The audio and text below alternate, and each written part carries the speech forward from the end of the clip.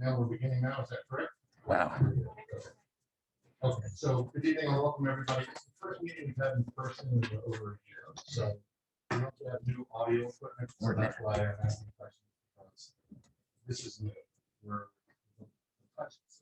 So to clarify, well, before we even start, so to clarify, we're touching, we got the red light, then we're clear to speak, is that correct? Okay, so all commissioners are on board and understand? Great.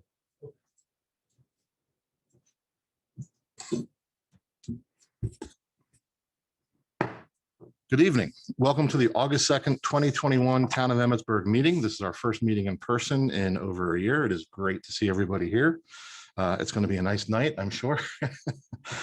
Ooh, tough room. Okay, all right. Moving forward from there.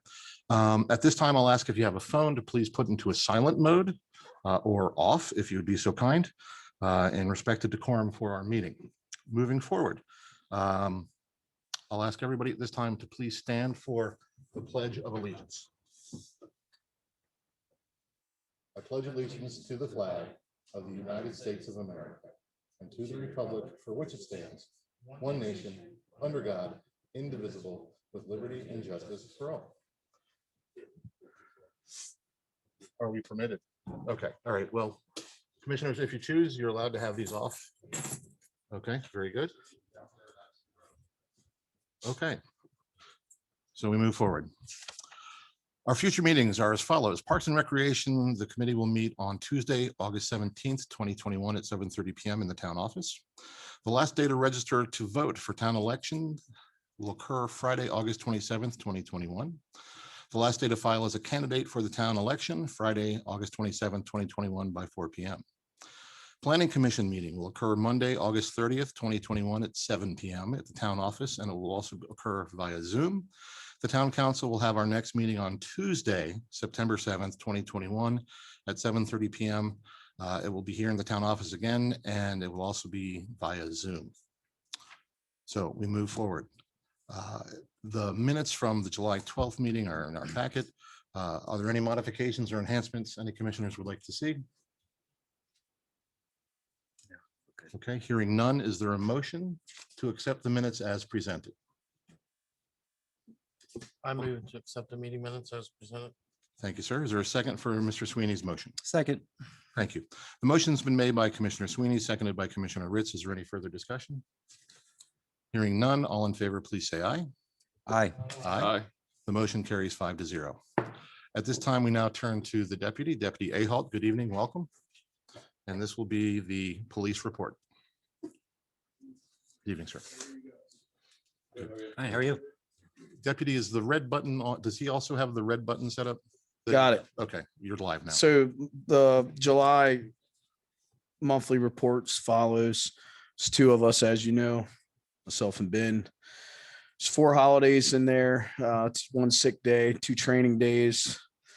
We had third quarter in service, recruitment at Pikesville Armory, a touch of truck at Adventure Park, mobile field force, online training, pool party in town, and the town meeting. We had 0 fleet issues. We had 339 calls for service. I had 3 arrests, completed 118 directed patrols, 51 traffic stops.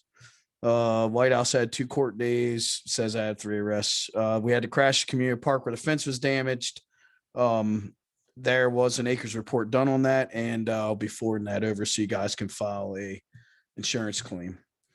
And there's a new form for the monthly reports. So if there's anything that you guys specifically want captured, we can adjust the form properly for you guys. Thank you, sir. Are there any questions for the deputy? No, I just want to say thank you. We just touched on it before the meeting, but the traffic stops that you guys were doing last Friday night outside of Ripley's, Yep. with obviously the increase of traffic there with the success of their business. We sat there and watched one of the deputies hit 5 people, and you mentioned he hit 28 that night. Yeah, we did 28 stops there. I think it's awesome. People are going to start to recognize, especially as traffic, people are walking across the street there and things of that nature. I think it's an awesome thing that you guys are doing there. Thank you. Yeah, no problem. Any other questions or comments? No. Deputy, I did hear from a couple folks who are concerned about speeding at the west end of town. There was also a concern related to pickup trucks doing the donuts. And I know that's on the top of your priority list, but you have a lot of cheerleaders out there who want to see you. Yeah, so I will say this, we did address um, the burnouts and the donuts on North Seaton. And on the private access road up there, that was taken care of. Great. There will be zero more issues from that end of town. We spoke with them and their parents, so there'd be no more problems. Greatly appreciate it, and I will pass that along. Okay. Thank And as far as west end of town, try to run as much radar there. It's kind of hard to sit there, but usually at dark time we go there and we can stop some. I'll be up there tonight. Thank you, sir. That's appreciated. Great. Good evening. Thank you, sir. We move on now to the town manager's report. Ms. Willits is not able to be with us tonight. She had contacted staff earlier, so we've been advised that her absence is, we understand why she's absent. So we turn to staff now for her report.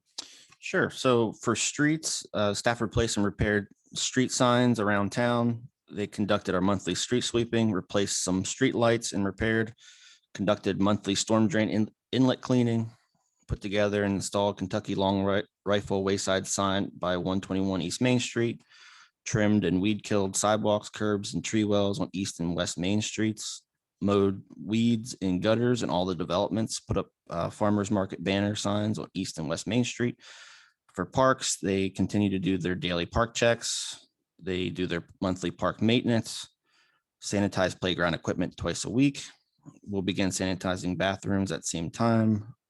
Mowed, trim, and weed killed in parks, installed new vinyl fence around the community park garden plots, completed resurfacing project at tennis courts and basketball courts, made some repairs to the toilets at the Memorial Park restroom building, installed a rain barrel at community gardens plots, repaired toilet and benches at the pool, trimmed trees at community park, and prepared the parks for the Lions Club Heritage Day underwater. Rainbow Lake is at the spillway level 16.6 feet as of June 27th and 5.9 as of July 25th. The roughing filters are being backwashed 2 times a day, and the DE filters are being done once every other week. Well levels, optimal level was determined to be May 2011. Wells 1 and 2 have low usage this month as demand remains low. Well 3 was brought on for 1 day due to power outage, and well 4 is being brought on for about a month. Update at July 27th, staff has noticed an increase in demand during the month of July. The lake is slowly dropping and wells are holding. Staff will continue to monitor to determine if phase 1 restrictions need to be implemented. And there are your changes from June to the optimal level of May 2011. Water production and consumption, we produced an average of 236,241 gallons per day. We consumed an average of 222,101 gallons per day. The difference is backwash water, or 10.7%. 18% of this water came from wells, 5.5% of this water came from Mount St. Mary's, and 76.5% of the water came from Rainbow Lake. We purchased 424,200 gallons of water from Mount St. Mary's this month. Wastewater, we treated an average of 543,000 gallons per day. We consumed 222,101 gallons per day, which means that 59.1% of the wastewater treated this month was wild water.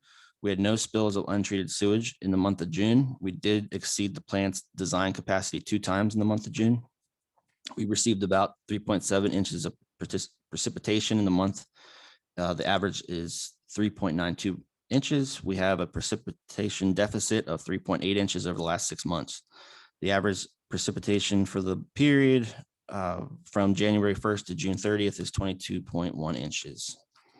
And trash pickup will remain Mondays in the month of August. And then there's some meetings that she attended.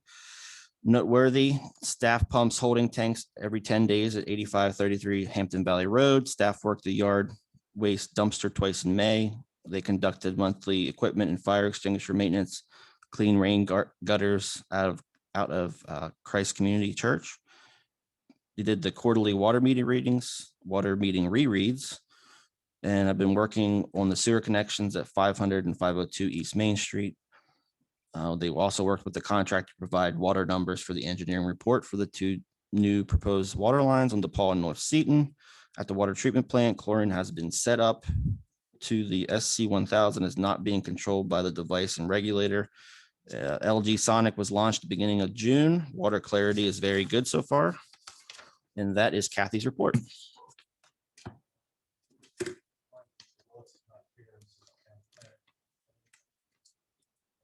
I have a question I believe that staff might be able to answer without Ms. Willets. The noteworthy, that second to last bullet item regarding the wastewater, the water treatment plant, sorry, the SC 1000. It's not being controlled by the device and regulator. Is that a good thing? I forget what the SC 1000 is. I actually do not know that answer. Okay. Sorry. Would Ms. Shaw happen to know? No. Okay. Is I'll that, just follow up with Ms. Willets after the meeting and via email. is that related to the LG Sonic device? I don't know. We I don't can't, have- I okay, can't all right. remember. I looked it up and I couldn't find it. If it is, the LG Sonic device has literally has a satellite link to a monitoring center Okay. that adjusts the voltage that gets introduced into Rainbow Lake as necessary. Okay. So if it's not being controlled, I'm assuming the voltage is still being introduced at times, but it's, I guess, regulation remains to be seen, if I'm correct All about right. that, but I obviously might be way off base. So I'll check in. sure. All right. Thanks. Yes, sir. Okay, any other questions for staff related to the manager's report? Yes, sir. In the park, community park, is there any way we can get the porta pot changed to handicap accessible? It's got a 4-inch or 5-inch step up and it's hard for, and the door sticks, it needs changed. We had a handicapped person get stuck in it and couldn't get out. Oh, then we absolutely have to do that. Absolutely. And- Yeah, I'm sorry. And I don't know if the bathrooms are the bathrooms open during the daytime? Our main park bathrooms, is there any way they can be opened up when the staff comes in to work and then click and lock back up when they go home at night? Can we do that? They're supposed to be open when staff comes in the morning and then they lock them up in the evening. Okay, I was just wondering, because a lot of people don't know, I don't think they know that they're open and been trying to, use the porta potties to get in and out of them. Is But the, that one needs changed over there. It's been over there for a while and it's falling apart. It's got a wooden bottom on, And where was that one located? in, I don't know, it's field. It's supposed the little league, the small, little league field before the main major league field. I don't know what field number that is. Do you know what it is? Right? In Myers Community Park? Yes, Okay, I know which one you're talking about. it's only one over there. Yeah. Yeah, we can request that. Yeah, the one over in the Memorial Park is flat to the ground and the wheelchairs can get in and out. It's also wider. This one over here is not handicap accessible. so Ms. Shaw, for clarification, is it the pool staff who closes it, that closes the concrete restroom at the end of the day? Is that accurate? Yeah, town staff is supposed to open it in the morning and then the pool contractors at the end of the day are supposed to lock it. Is that including Memorial Park? I am unsure about Memorial Park. No, so Memorial, I know, I was gonna say that bathroom's not open Oh. over there. Yeah, pool staff does not do Memorial Park. It's only Community Park. Uh-huh. So I'm pretty sure the Memorial Park bathrooms are locked during the day or Jimmy staff locks them up before they leave. Is there any way they can be opened up while we're on here during the daytime and just locked up when we're not here? I can check. Thank you, sir. Any other questions for staff related to the manager's report? Okay, Mr. Golden, we return to you for the planner's report. All right, this is the planner's report for June of 2021. Under Board of Appeals, we did receive and process a variance application for 10201 Tawny Town Pike. This was Rutter's. And we prepared the staff memo for this variance application. Under Board of Commissioners, I prepared presentations for both monthly meetings in June. Continue processing the zoning text amendment application. Under grants, Community Legacy Grant Management, fiscal year 20 facade restoration. I processed 2 reimbursement requests, one for 601 West Main Street and one for 304 North Seaton Avenue. Under fiscal year 21 facade and restoration, I processed a reimbursement request for 120 East Main Street. And also fiscal year 22 facade and restoration, I continued working on submitting that grant application. Chesapeake Bay Trust Grant Management, continued our rain barrel program and the Silo Hill Stormwater Management Basin retrofit design and permitting.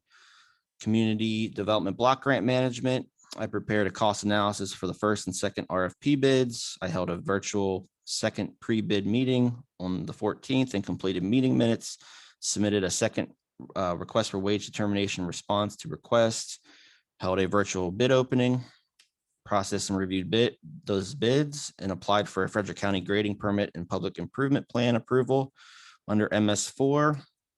Silo Hill Stormwater Management Basin Retrofit Project Project Management.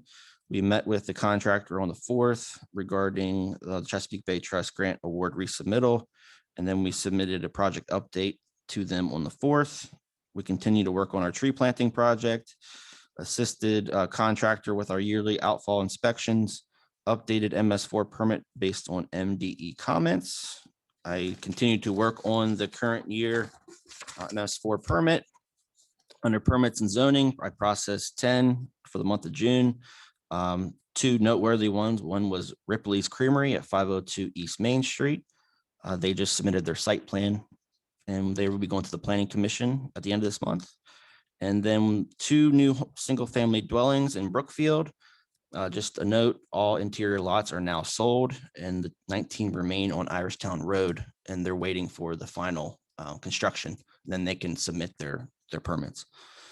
Process 23 backflow preventer permits, 1 personal firewood permit. I mailed 2 high hazard backflow renewal reminder letters, responded to various incident reports. We prepared, Amy and I prepared for a court trial regarding ongoing code violation.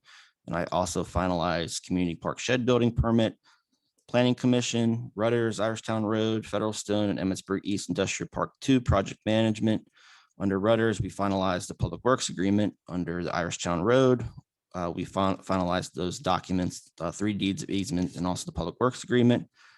I attended the Planning Commission meeting.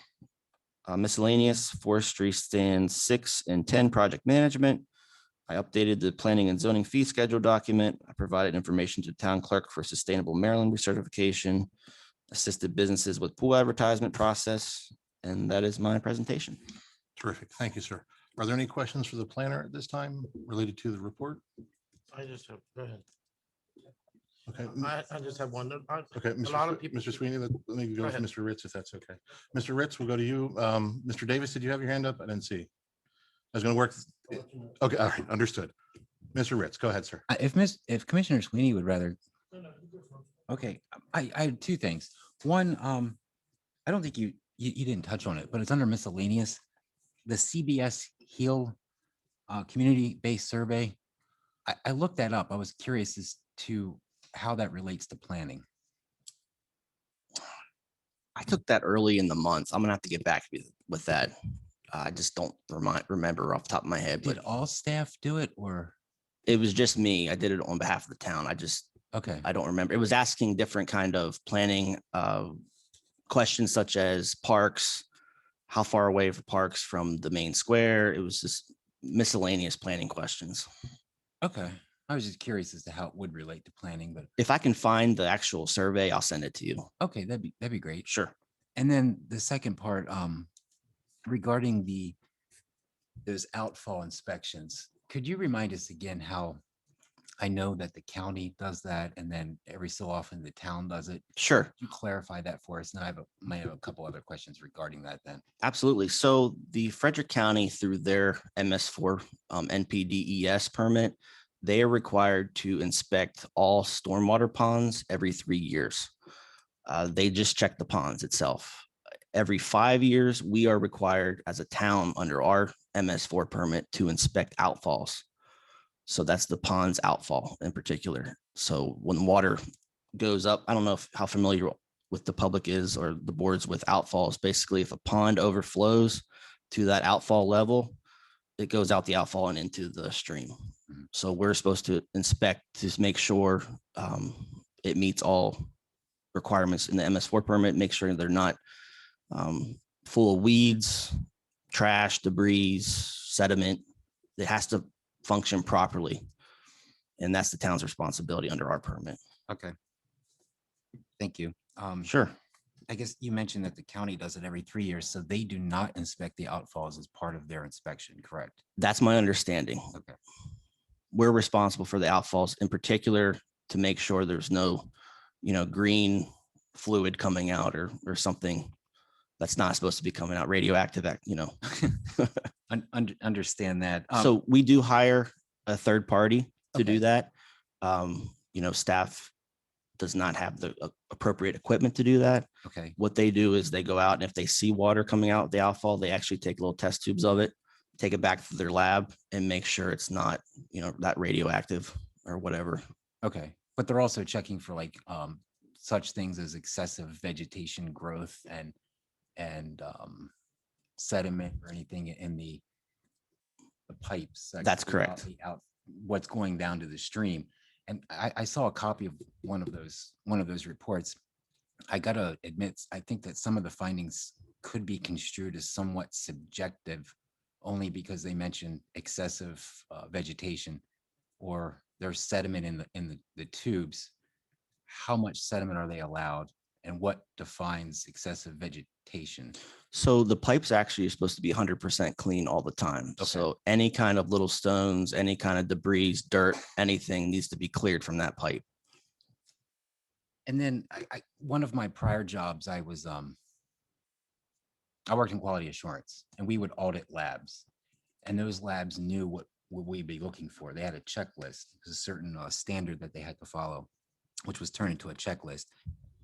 When these inspections are performed by the contractor for the town, do the, I don't know the term to use, entities that have these stormwater ponds, do they know exactly what the inspectors will be looking for?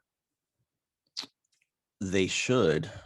You mean, so To ensure that they're compliant themselves, the entity, before the inspector comes to visit, I would think that they would, go through, make sure, hey, let's check everything. Sometimes things get overlooked. I mean, it happens, and then the inspector could find that. So do those entities that have those ponds know what's on the audit checklist, so to speak?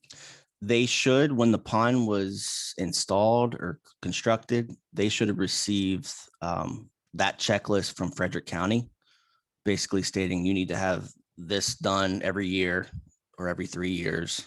I don't know if they received the outfall requirements. They should, Okay. but I can't promise you that they did receive that.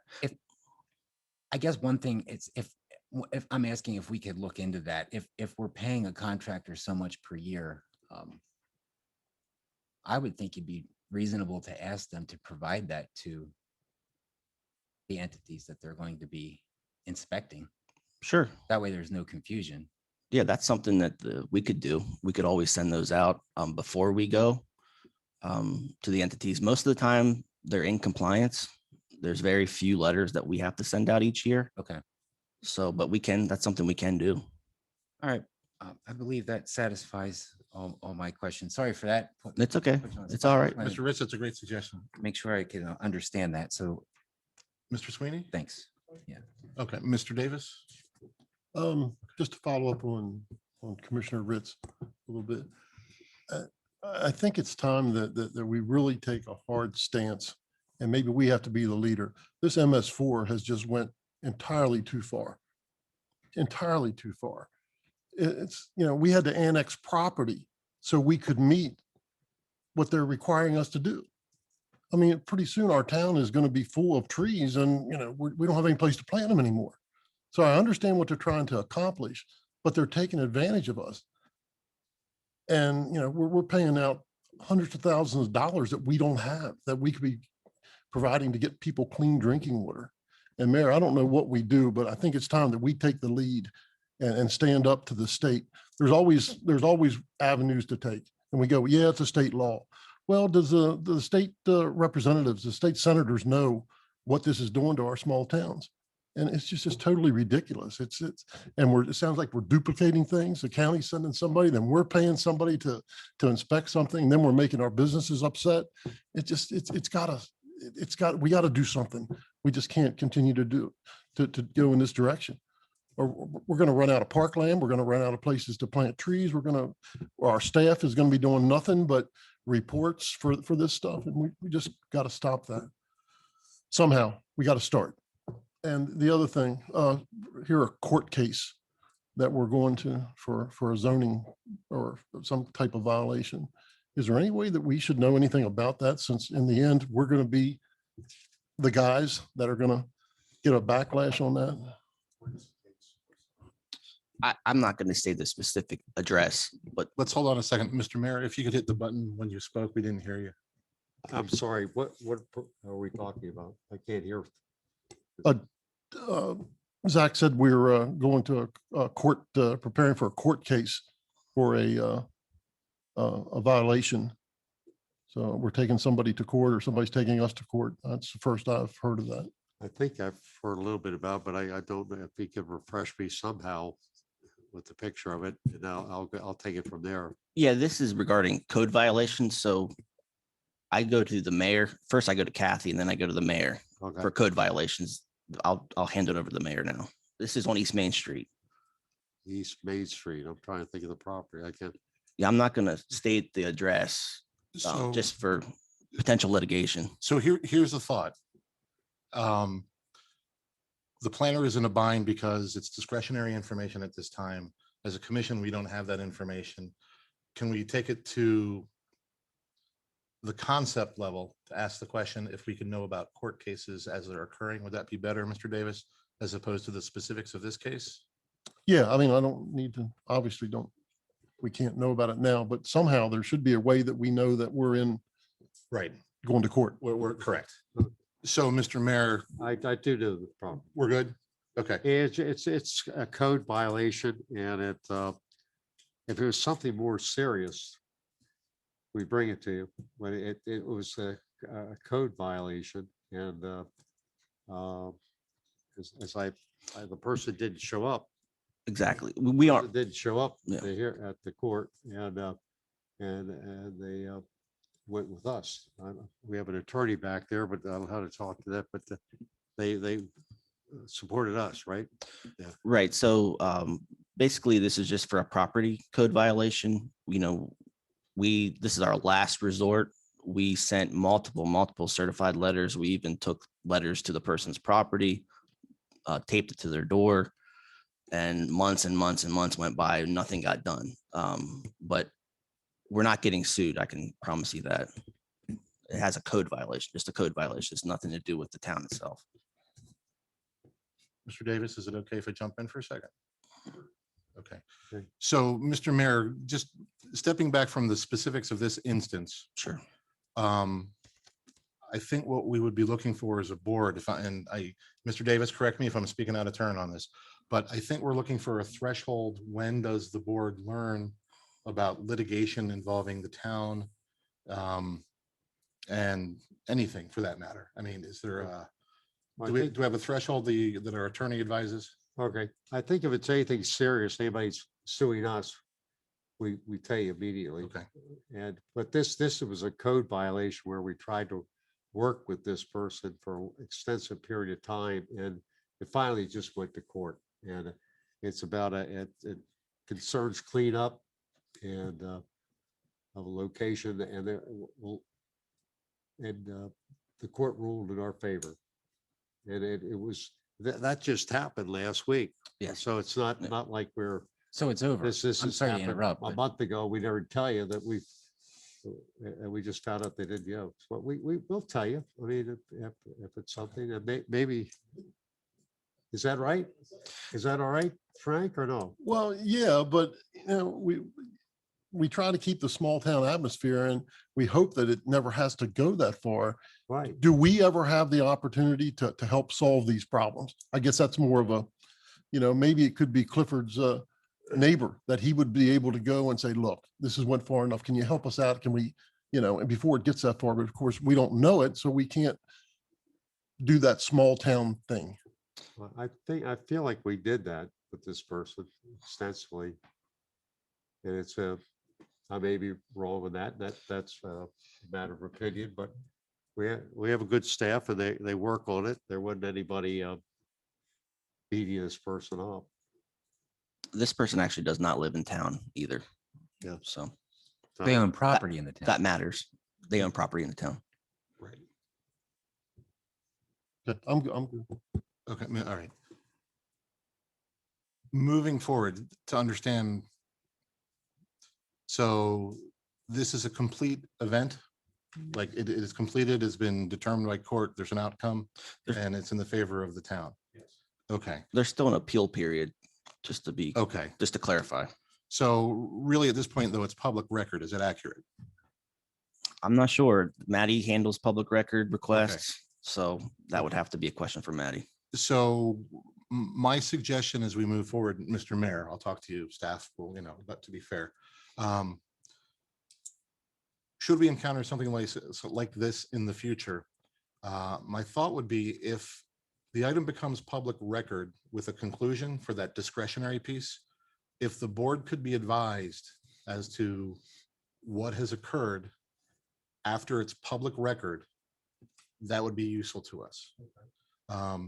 And I would say, well, I'll hold it at that. Okay. Sure, exactly. Right. And in fairness to everybody. So that's why I'm trying to kind of frame it that way. Your mic's not. Okay. Any other questions for the town planner related to the report? Mr. Sweeney? Is this the only, well, you probably have multiple code of infractions doing, I don't know how many you got, but I don't know how many you go to court on, but. Yeah, the amount we go to court is very, very minimal, but we do have a lot of outstanding code violations. High grass, weeds, junk in their properties, things like that. Unregistered vehicles. I can keep going on. I do have, that's all I have on that one. I do have a couple more. Sorry. For the planner, yes. For the plan. Okay, please keep going then, sir. I have multiple residents we'll get ask from me about when is Irishtown Road going to be closed or when they're going to be start working on Irishtown Road, putting the water and the sewer down. Storm drain. Yeah, so they just received their grading permit through Frederick County. They're still waiting on their bonding to be approved through Frederick County. That could take some time. So I don't want to give you a date and it be incorrect, but I will send out an email and we'll do an alert on our system and put on our website and Facebook as soon as we know. Okay, I do have one other one for Rutters. And Sure. everybody keeps wondering, when is Rutter going to break ground? So they just applied for their zoning permit. There's a few items they need to address before we can issue that, but they should be soon as well. I don't want to give a specific date because I don't want to let people down. If it Will it be this year?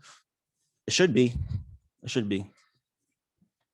Okay, thank you. They're still waiting on their bonding as well from the county. So Mr. Sweeney, you're good? Yep. Okay, thank you, sir. Mr. Burns? The one question I have, you said you met with town manager and developer on June 1st regarding the proposed 20-unit hotel and liquor store on Silo Hill. That's much smaller than was a first approach to us, correct? This is more of a boutique hotel that they're looking at, or what's right. I don't know if this has gone any further than just a first meeting or. Sure. They actually just submitted their site plan. The planning commission did approve their forest plans at their last meeting in July, which I'm sure Joe will talk about pretty shortly. But yes, so this is basically one of 3 phases developers proposing. Each phase will have 20 hotel, I guess, units. So start with 20 and then add on from there. That's correct. Yep. But yes, it is a lot less than was proposed. Okay. Mr. Burns, that's everything. Sorry. Okay, thank you. For clarification about Irishtown Road, Sure. we've heard it was to be closed, and then we've heard it's been modified to flagging in one way. Where do we stand now? Yeah, so the developer, Mr. DeMitt, is trying to avoid closing at all costs. So at this point, the last I spoke with him was last week. He does not want to close Irishtown Road. If it changes, we will let you know as soon as possible. But at this point, no. Terrific. Okay. And I'll just share a specific item. I was contacted by Mr. DeLauder. I know you're aware that all the commissioners were contacted by him. As I'm looking at his interactions via email, it seems there would be a benefit to adding more clarification in the communication to follow up with him. So I would suggest, and I'll speak to the mayor now. Mr. Mayor, if staff could be made available to Mr. DeLauder to follow up. He had specific questions. He had sent photographs Okay. of the outfall. Mhm. Okay. Is that the same thing as a spillway, just curiously, or is that? It's not. Separate, okay. Yep. So it shows you what I don't know. He had specific questions about the outfall and the pipes that ran, I guess, are those also outfall? So the spillway, he did send a picture of the spillway. Okay, That was the larger device with the top right, portion. That's where the water would go okay, if if the pond overflowed. Then it goes into the outfall pipe, which then disperses into the stream. that makes sense. So, Mr. Mayor, the request would be if staff could be made available to follow up with Mr. DeLauder to verify the compliance, I guess, of the facility on his property or facilities on his property. The other piece I would suggest is if that checklist could be made available perhaps for that meeting. So as we all move forward, everyone has a sense as to what the standard of compliance is fresh. So I don't doubt that it was provided to DeLauder or any other property owner at the time they had that. But I think maybe for the sake of moving forward in clarity and standardization, there might be value to that, just to put everybody on the same page in the here and now. So if that would be considered, it'd be appreciated, sir. He'll be, we'll make sure the staff's available, but he can only answer to what the town's responsibility. He can't do the federal, he can't do to the county. And there's some remarks about MS4. I just got to get straight. During the pandemic, I addressed this with the county, and I went to Department of Environment, said, can we get at least get an extension of the cycle? And it was crickets.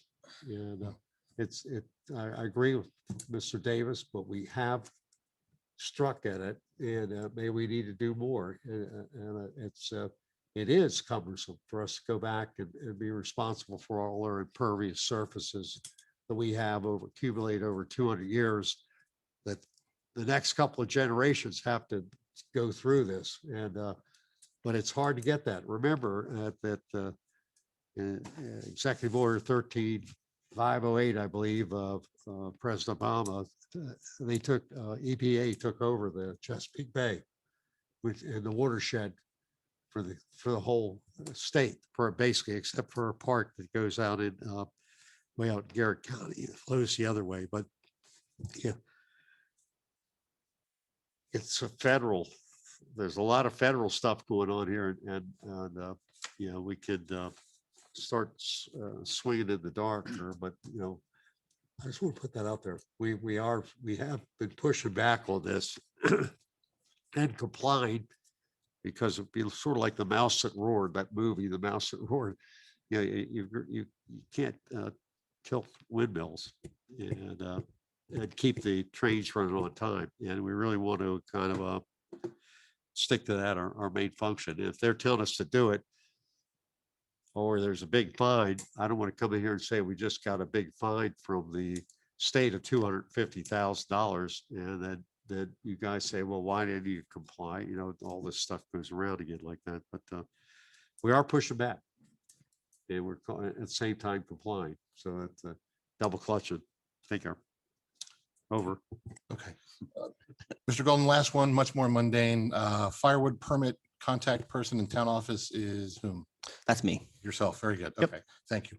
Okay, any other questions for the town planner related to the town planner report or activity? Hearing none, we move forward. Commissioner comments, Commissioner Ritz, we'll turn to you, sir. Sure, thank you. I'd like to offer my condolences to the Boyle family for the recent passing of Mr. Pat Boyle. He gave a lot to our community, and he was quite a character. I'm old enough to remember him working at Boyle's store. I'm pretty sure that he sold my dad a life insurance policy at one time. And he was board president for many, many years. I'm glad I had the chance to know him, and I know that he'll certainly be missed. Second, I have two questions. The first is, do we have anyone else signed up for public comment on Zoom? Okay, so the second part of my question, I was wondering if the board would consider this. I like to do this when I see folks out and out in the crowd. Would it be possible to move agenda item number 4 to before number 1?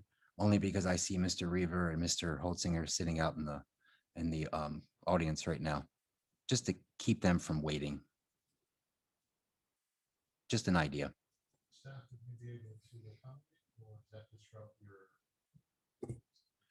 I'm fine with that. Sure. So, board, I turn to you. We need to modify that by a vote. Staff seems to be amenable.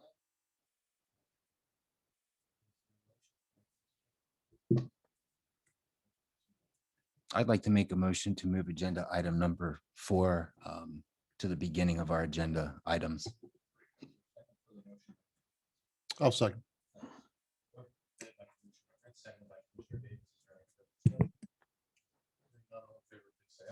Aye. Aye. Aye. I'm good, thanks. Just real quick, Maddie, just like to thank you for what you're doing for tomorrow night for the event in the park. I'm not going to be here, but thanks for doing that. It seems like everything's coming together real well for that. So that's it. I like to thank all the volunteers we had for helping with the we had a Frisbee tournament in the park. We had 80 people, almost 80 people play in the tournament. They played 2 sessions or 2 rounds, which is like golf. They played 18 holes twice, and then they gave out awards and prizes for that. And the Frisbees and stuff even have our town. I didn't even know we had them, but the Frisbees have the town seal or the town. They have a special Frisbee made for the Emmitsburg course. So do we have them here? Yeah, they're for sale at the town office. Okay, I didn't even know that too. He told me that the other day. But it was well received, and my wife and I walk quite frequently through the park, and I see a lot of people playing through the daytime and in the evening. So it was a great addition to the park. Thank you. Yes, thank you. Wanted to mention that in previous meetings, we had talked about the possibility of speed cameras here in town. I spoke with the vice principal of one of the local schools who did a little research and digging on it. And I can refer to WA Hall. I don't know if he knows the rules on this, but they can be placed within a half mile of the school property. So I know we have the 2 schools easily accessible to Main Street and South Seaton Avenue. I know they're both Main Street is state highway. South Seaton is borderline state highway, or is it? State It's state highway as well. So I think that was something we'd have to go through the state in order to do that. But we would, according to the rules, be allowed to put them in according to state highways approval. And I think that would, Deputy Hall, tell me if I'm wrong, might help you guys a little bit as well to alleviate some of the speeding issues coming through town and things of that nature. So with speed cameras, this is just from knowledge from Prince George's County when I worked there. You have to have deputies or officers assigned that can actually review the footage, confirm the tag, and sign off on the ticket. Then it's sent to the court system, where they would pay the fine or request a hearing on those charges. So I think, however the town wants to do that, we're obviously going to be in support of anything that makes the town safer. I would say that you would probably have to go way above my pay grade to find out what the sheriff's office would need to do in order to support you guys in that venture with cameras, because I know that it is a process to download the images and to sign off and have a cop review those images to make sure this tag goes this, and then sign off saying they were speeding, and then it's sent out to the individual who was doing the speeding. So that is a process that would be way above my pay grade, and I really can't speak on it, but I know that we could get the information to the correct people that would be able to help you out in that. I have a question. Do we have to pay for the cameras, or they provided by the sheriff department? So based on my limited knowledge in Prince George's County, I believe you lease them and there's a company that provides them.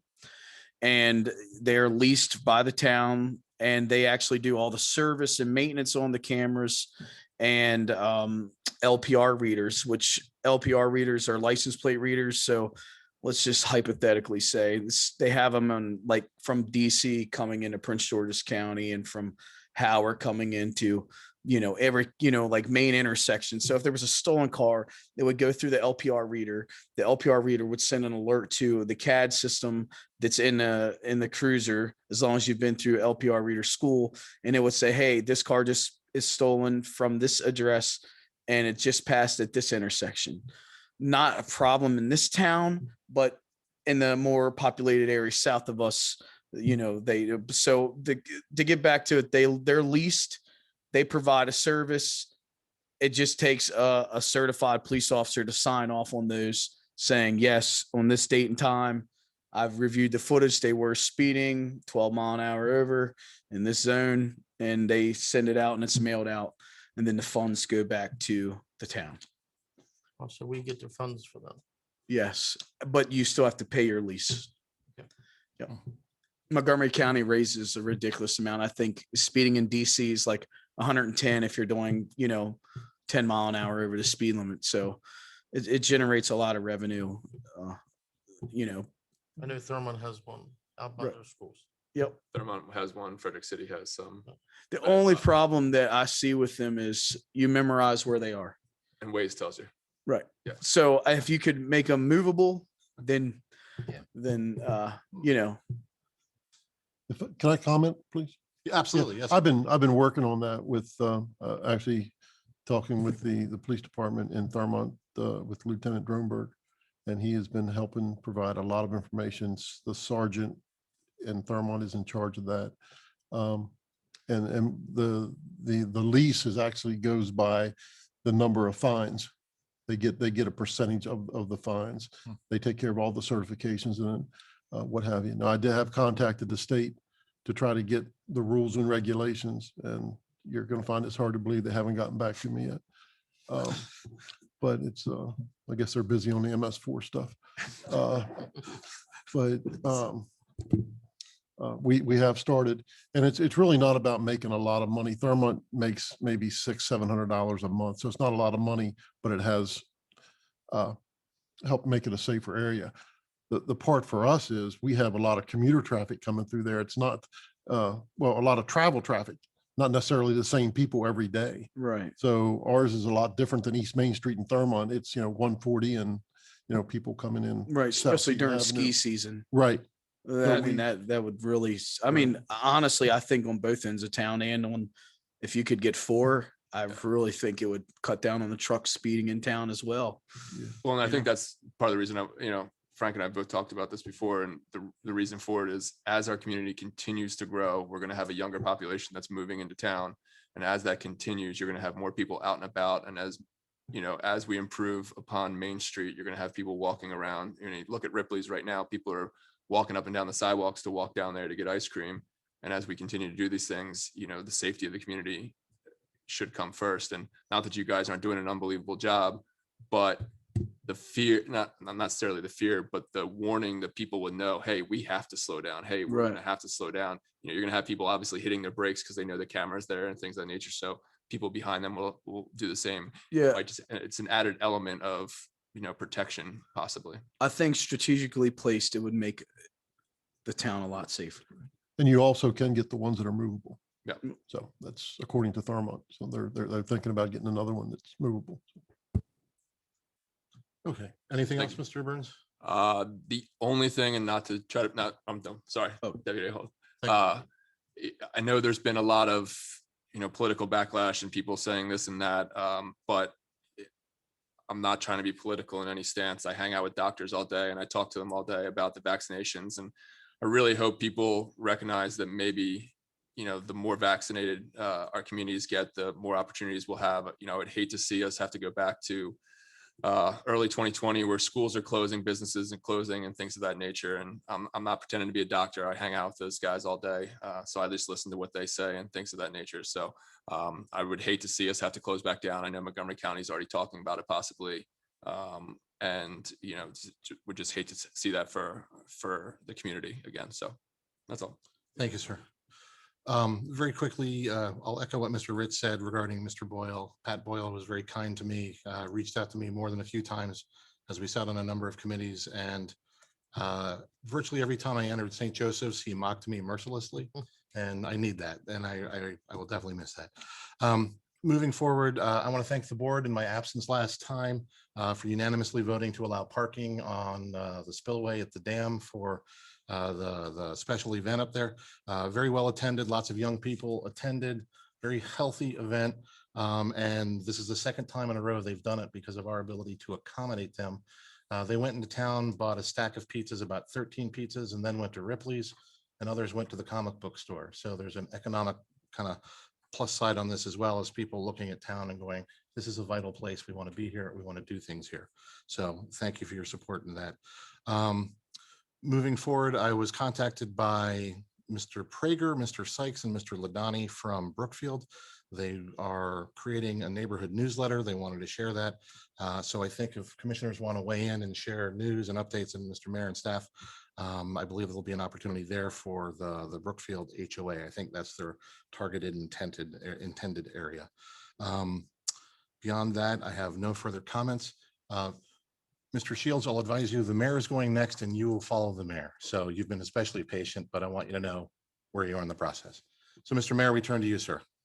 All right, thank you very much. I was out on vacation part of the month, but I did take part in a Zoom meeting on the Sile Hill Stormwater Management Basin, and with our planner, the community, and our consultants on that. All these things are tricky. Planner and I talked to a developer with regard to Fraley property, and it was kind of a flyover. I don't get anything like they want to write a contract or anything like that. We do have a contract in on we don't, but on Emmett Ridge, there is a contract in on that by a developer, and they always have contingencies, but if it works out, there could be another 40 houses there. And what we're really trying to do is see if we can develop a sidewalk network going down Irishtown Road, and we get to Brookfield, across the street, and then you have to go down that way, and you'll be connected another way through Everett Ridge too. And it also gives the second exit to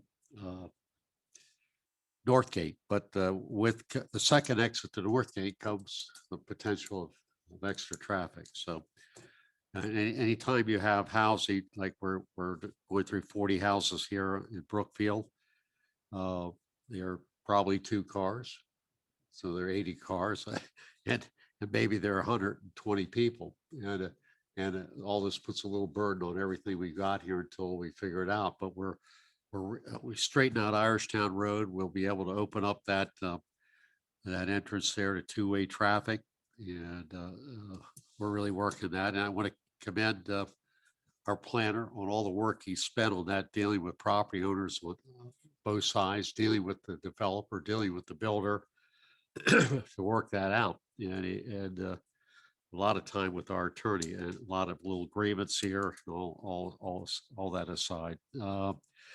Before I forget, Terry Ray, our office manager, want to remind everybody that trash pickup will not be on Monday, September 6th, Labor Day. It'll be on Tuesday, the 7th, and that'll be our meeting day, Mr. Chairman.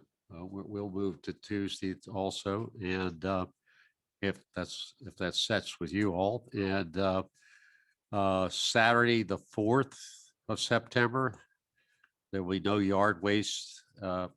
It'll be closed. Yard Waste Center on Creamery Road east of 15 will be closed. So trash will be picked up on Tuesday the 7th, not the 6th, on Labor Day, and the yard waste will be closed on the 4th, Saturday.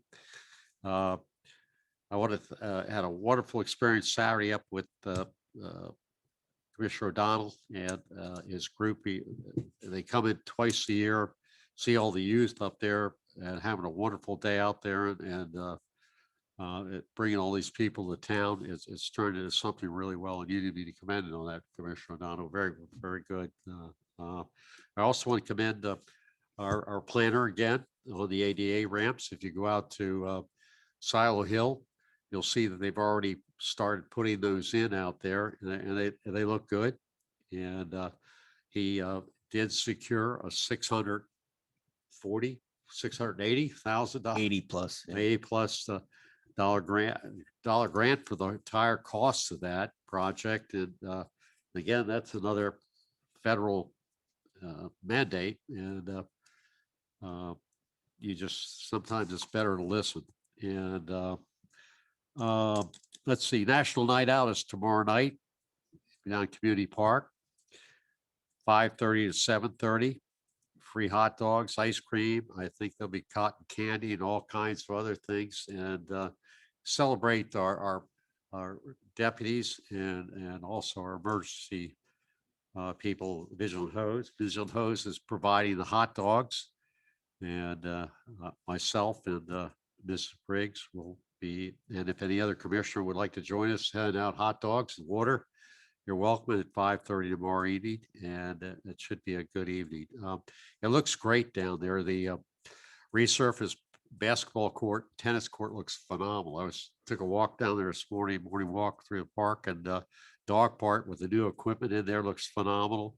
Community garden is terrific, and the fencing that the staff came up with it looks great. We had more disc golfers in this weekend, and so that's really worked out. And our staff has really hit the ball in the park with a lot of great suggestions for the pavilions. And I wanted to mention just one other thing, if I could, that we're going in for $178,800 for the grant money, the infrastructure grant that I think the county got $3 million, and we're going to go in for 178,000, of which 40,000 is requested for the bathrooms that would add on to the 147 we got.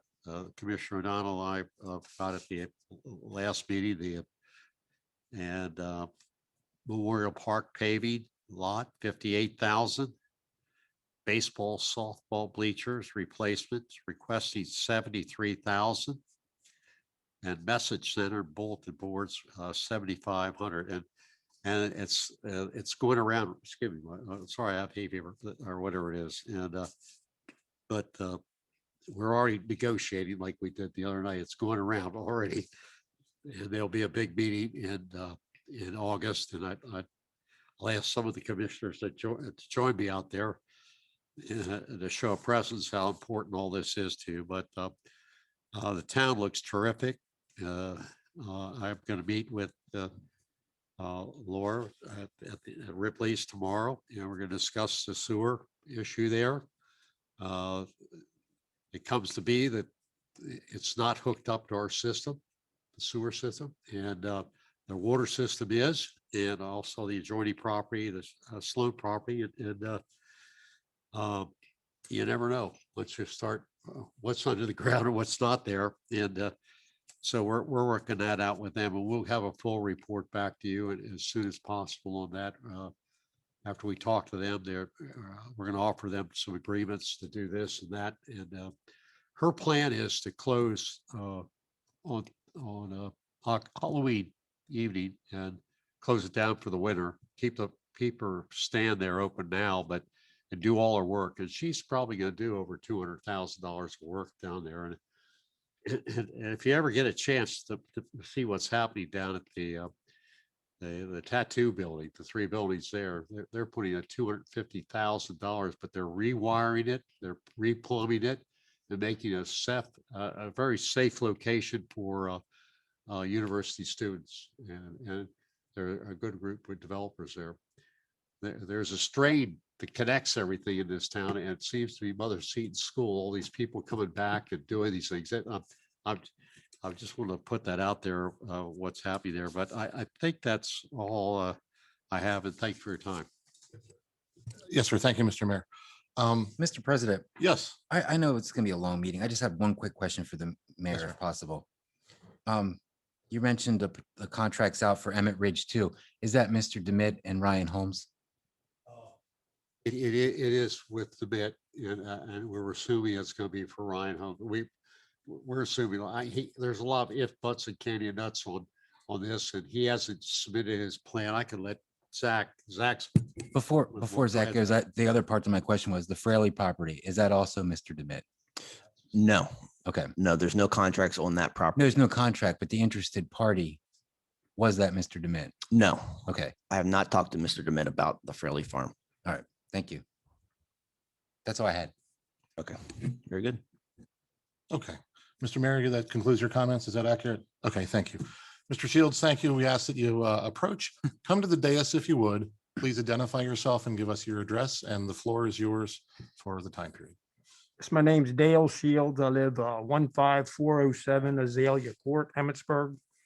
And I know it's getting kind of late for everybody, so I'll keep this as brief as possible. Going through Waynesboro and Tawnytown, a lot of small towns, you see banners either on their telephone poles. In Emmitsburg, I was hoping it could possibly be done on our light poles honoring our veterans. I thought I'd come to the town just to see what the feedback would be. It's when you go through these towns, it and seeing them, it just kind of inspires me.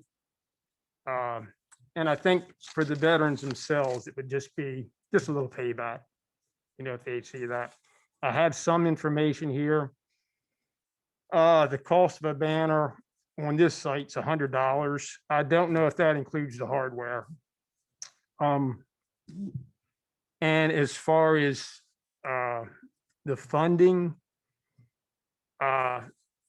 this particular site, the funding was done by individuals, families of veterans. Tawnytown, the way I understand, went through the American Legion. So honestly, I don't know the best approach. I'm just here to see if it's, it's something to consider. I think it'd really be nice.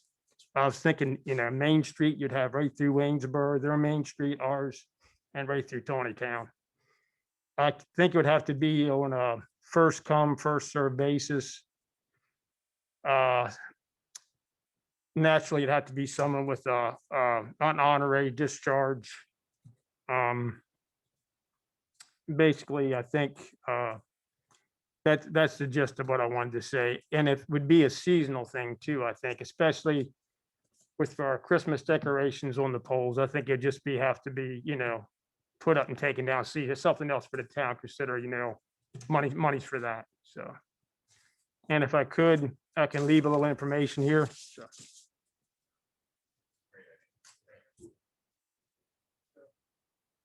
Appreciate your all time, considering it. Mr. Briggs, yes, sir. Yeah. I talked to Mr. Shields before the meeting. My wife, her father was a colonel. He was in the Air Army before it became the Air Force, and flew B-24s over France and out of Scotland. And she was getting one done because she was inspired by what was over there, and she's looking for. Will this be through the Lions Club? Or no? She's looking for somebody to work with, and we can get this thing really rolling. It's really inspiring what they've done over in Tawnytown. You go to some telephone poles, they have four, five. Yes, yes. But I don't know how, I don't know if we get to use the telephone poles here. They had to get permission from them, but in lieu of instead of our standards, maybe we could put them up there, but. I didn't know even town permitting and things like that. We're using if the light poles would be feasible or not. It's terrific. So, And anyway, it's great. It's a great thing. Go ahead, Tim. Yes, sir, Mr. Golden. Yes, so I can give a little bit background for the permitting. It is permitted, however, the town would have to install the banners. Okay. Obviously no permits required for town projects. However, they cannot go on the light poles. They would have to be on the actual, or excuse me, the telephone poles. They would have to be on the actual light poles. Way over there, Tony Town, they are on the light poles. I don't know, but that may be all they have over there. So Mhm. anyway, I mean, the PE poles. And like I say, I don't know, I really don't know the best approach. What, the Legion VFW or private donations, if it's, I'd feel that, I'd hate if some veteran would get slighted because their family didn't have money for it. And that's where the town or service organizations should come into play. Right. So, Mr. Burns. sure. Mr. I mean, I think we already have the structure in place with when we put the snowflakes and everything like that up. So we already have the banner signs, everything like that. I think in regards to what you were saying, we have the list of veterans outside the Doughboy. We have the list of veterans outside the Legion as well. So I think we have a decent start list for those. And then I think we put out through community website, Facebook, and newsletter for the quarterly water bills, an invitation to any of the families in the community as well to say, hey, if your family member is not included on that wall plaque or anything of that nature, please let us know. You can provide a picture, however we decide to do that in the future. But I think that would give them the opportunity as well through those avenues. And I think with, we already have the bracing up on all the light poles and stuff like that. So it really might just be as simple as switching out the flag for the snowflake or whatever it might be. And as far as seasonal, I think a perfect time would be, you look at Memorial Day, and that'd be a perfect time for Memorial Day weekend through, and if I might suggest, I know this is a huge event here in town, through Fallen Firefighters weekend. So go past Labor Day, hit that first weekend of October, because you have all the former veterans who may be firefighters now. And just, I think the honor and respect that they might see from that, as well as what the town does for the firefighters and things of that nature. So I think, I think the groundwork's already laid for what you want to do. And I think honestly, it would just be a matter of compiling those who we may have missed on any of those signs and stuff outside the Legion or the Doughboy. Okay. So, I have a meeting with the Legion and the main Legion and the Sons tomorrow. I can mention it to them and see if they'll be on board for it. And they do have money for donations and so for both organizations. Because the Legion has actually 3 organizations and the VFW has 2. So they have an auxiliary, they have Sons, and they have the main veterans for the Legion, and the VFW has the main veterans for that, and they have an auxiliary board. So there's like 5 organizations who could help with the donations and the pay for the funds if we have to do that. I even noticed Bobby Seidel's pictures in Tawny Town, and I thought nice to have him in Emmitsburg too. So I'll check on it tomorrow and see how they feel. So just presenting to the board, it feels like we have consensus to direct staff to move forward and to be, on board with this program. Okay. So, Mr. great. Shields, just quickly, we have consensus? Yes. Yes. Okay. So the board is behind you. And Okay. thank you for bringing this forward. Okay, This is thank you. fantastic. Okay.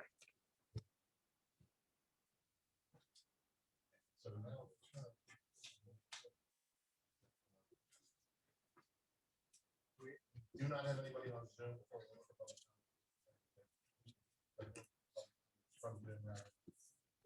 No one formally signed up. Thank you. So moving from there, I basically have no change of business this time. Forward. We have nothing for the consent agenda. This is the treasurer's report for the town of Emmitsburg. The cash activity as of July 27, 2021, we had a cash balance of $5,565,356. We had deposits in the amount of $540,439.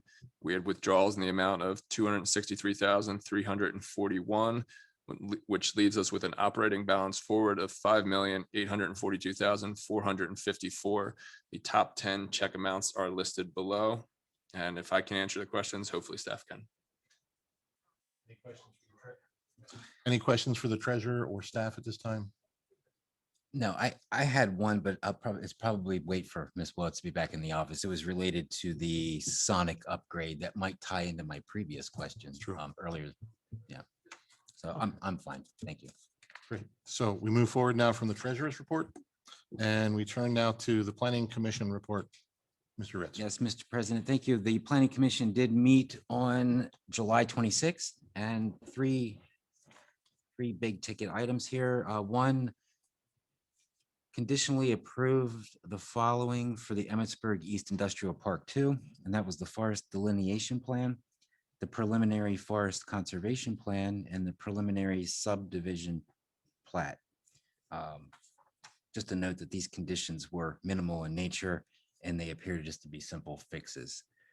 Also, the applicant, as we discussed this earlier, but the applicant intends to pay the fee in lieu instead of conducting the required forestry mitigation on site. And the town intends to apply this fee towards the purchase and planting of trees elsewhere in town. Number two, Planning Commission conditionally approved the following for Village Liquors and Plaza Inn on Silo Hill Parkway. That was the forest delineation plan. There was a combined preliminary and final forest conservation plan due to the fact that the lot that the proposed liquor store and hotel would be on half that lot. In the event that he were to further develop that lot, he doesn't have to come back for forest approval. It's already taken care of with the final plan there. Again, these conditions, like the first applicant, were minimal and appear to be simple fixes. He's also requesting the fee in lieu for the forest planting of trees. Number three, Planning Commission approved Ordinance 21-12, which is a zoning text amendment, and it is on our agenda this evening for public hearing and final Board of Commissioner vote. And that's all I have. If anyone has any questions.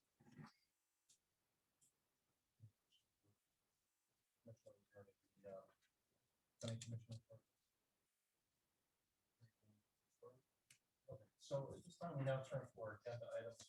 Mr. Mayor, I believe you were off the floor. We had a modification, rotated accommodation item, agenda item 4. We're bringing it to item 1 to accommodate speakers. So at this time, we turn to agenda item number 4 for public hearing and final vote.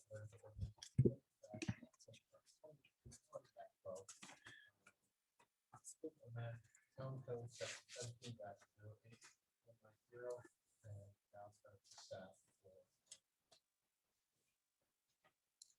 Oh, sure. So this will actually be going to public hearing. Yes.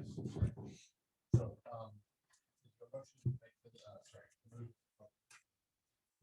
Make a motion to move to public hearing. I'll second that. Your mic's off. Is there a motion, forgive me, can I say Rusty?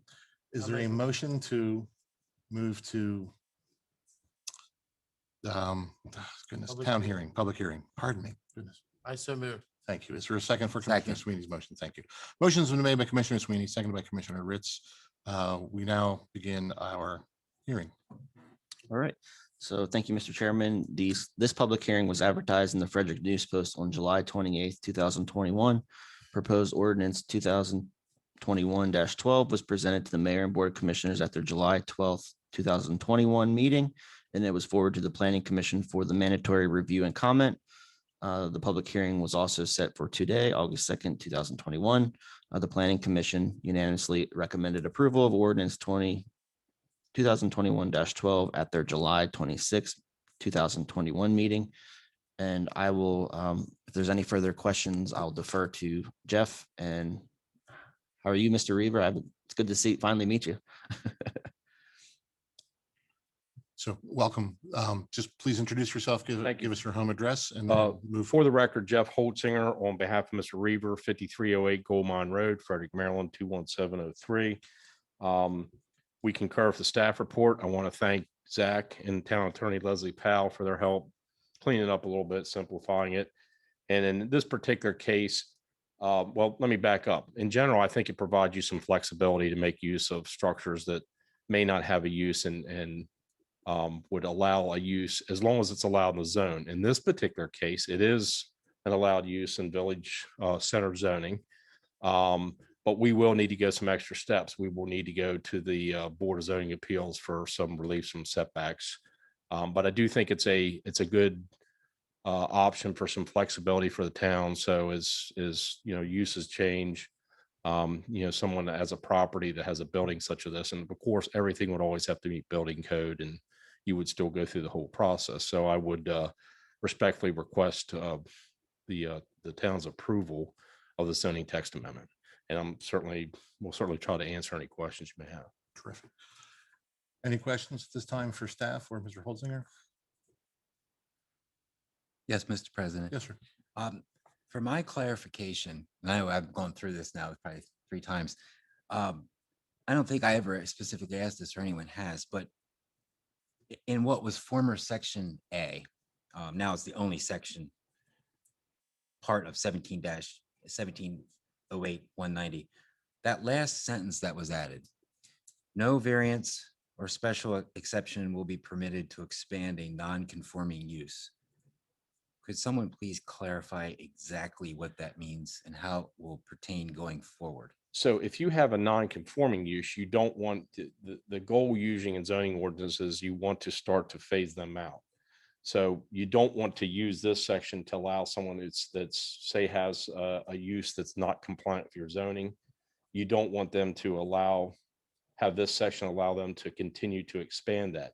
In our particular case, as I said, what we're proposing multifamily is allowed in the village center zone. So if you had someone that had multifamily in a zone that did not permit it, you would not be able to use this section to expand upon, maybe adding more units, say, even if you could meet the different requirements for setbacks. So that's the fail safe for this. And as I think Zach had commented, it was a little bit of a different section, not to allow someone at least to try to go to the Board of Zoning Appeals, not typical, or at least I haven't seen it before. And I think Zach commented he had not seen that before. Okay. So again, I wanted to thank him and Ms. Powell for their help in the process. Well, thank you for explaining that. And I guess this ties into what Mr. Golden explained at our planning commission meeting, was that if this passes, then if someone owns, let's say the owner of the this is an extreme example, but the antique mall, if he were to sell that and the new owner,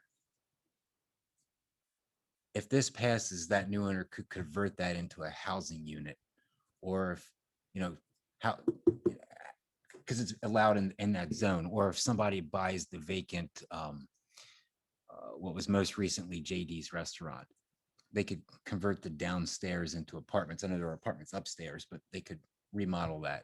Currently, they couldn't do it, Correct.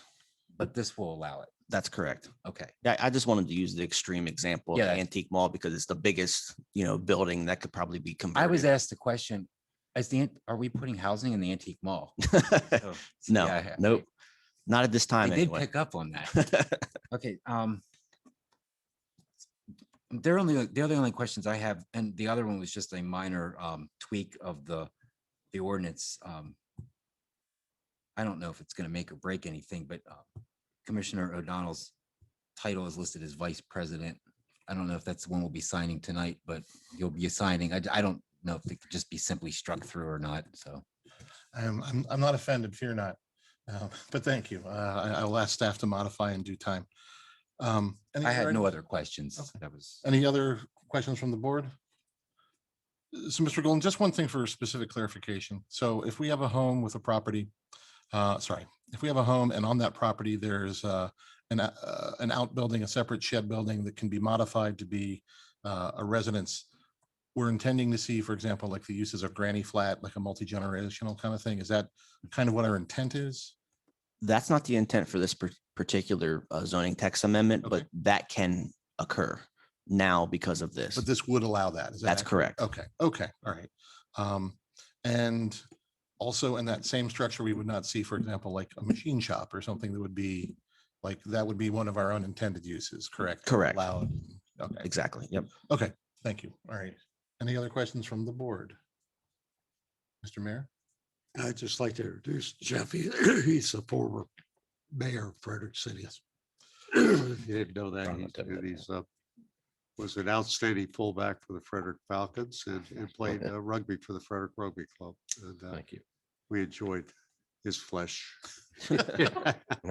Oh, well, Thank you, sir, for your commentary. Thank you for being part of the process. Thank you. I think we're good to conclude the hearing. Is that accurate, sir? Is there any public comments? Okay. I don't have anybody signed up, however.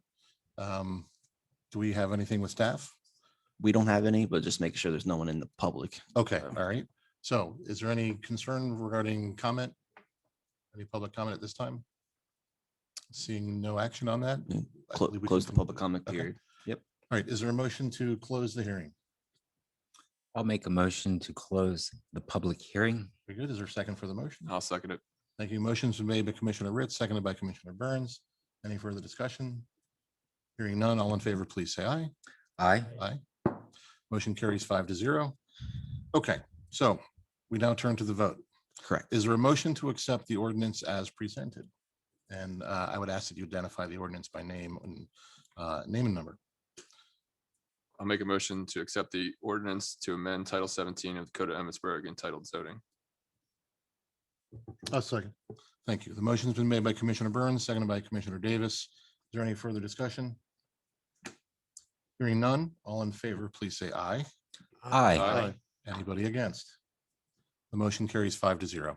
Thank you very much. Appreciate your consideration. Mr. President, if I might speak out of school a second. Mr. Davis is 100% on the mark on the MS4, and so is Mayor Briggs. It's stuff that's being pushed down from the federal government. And you'd be surprised, it's not just Maryland. I have a project in central Pennsylvania. They're killing that township with cost and they're getting nothing out of it. So I don't know what your pushback is going to be. And since Mayor Briggs mentioned, in my experience in the city of Frederick, we had not quite MS4, but a similar issue with EPA pushing a ridiculous fine for a nothing incident, and they wouldn't drop it. Fortunately, back then we had Roscoe Bartlett as a rep, and he hammered him pretty good, and it got resolved, but it was only because of him. I don't know that you're going to have a sympathetic ear with the congressional reps that are here. I think as Mayor Briggs said, the mouse, I don't know how you quite said it, but these things can be a nightmare for people like Zach. Put a huge unfunded mandate and burden on him. And so I think if you're able to reach out to other towns and even places in Pennsylvania, that just from my experience and probably other states in this region, hopefully you could get somewhere. But the intent may be very good, but the execution is horrible. So Thank you, Jeff. very Thank much. you.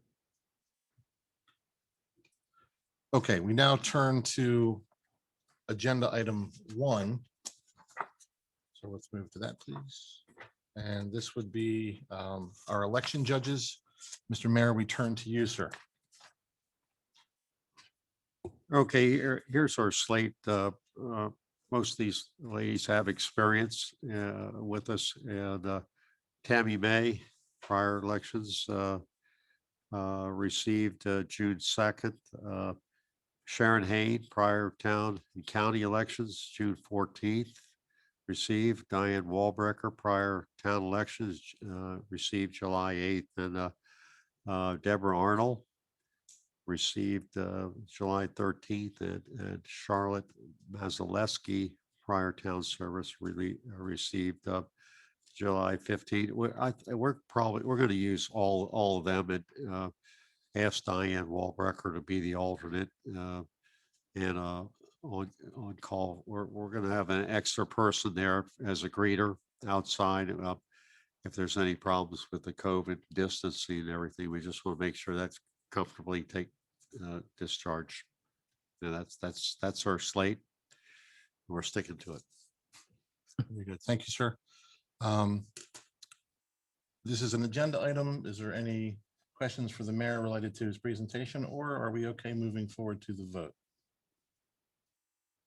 Everybody's good moving forward to the vote? Okay. Is there a motion to accept the list of election judges in their roles as determined by, as presented by the mayor? So moved. Thank you. Is there a second? I'll second it. Motion's been made by Commissioner Ritz. It's been seconded by Commissioner Burns. Is there any further discussion? I'll just add thank you to the team who's volunteered. It's appreciated greatly. All in favor, please say aye. Aye. Aye. Aye. Anybody against? The motion carries 5-0. We now turn to what's listed as agenda item number 2. This relates to a proclamation declaring August 3rd, 2021 National Night Out in Emmitsburg. Mr. Mayor. May I ask you to read tonight? Sir, you may. Thank All you. right, very good. Appreciate. Proclamation, National Night Out, Tuesday, August 3rd, 2021, Eugene Myers Community Park, 5:30 to 7:30 PM.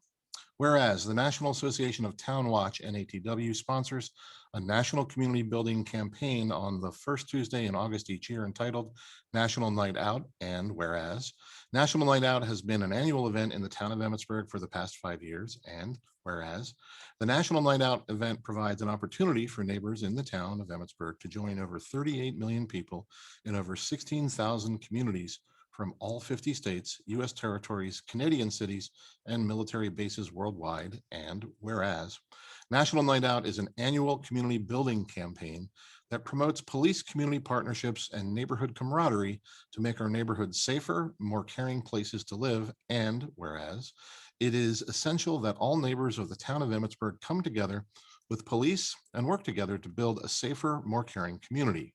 Now, therefore, be it proclaimed that the mayor and council of the town of Emmitsburg, Maryland do hereby proclaim Tuesday, August 3rd, 2021, National Night Out in Emmitsburg, and do hereby call upon all citizens, neighbors, community agencies, and businesses to join the Frederick County Sheriff's Office and the National Association of Town Watch in support for National Night Out in Eugene Myers Community Park.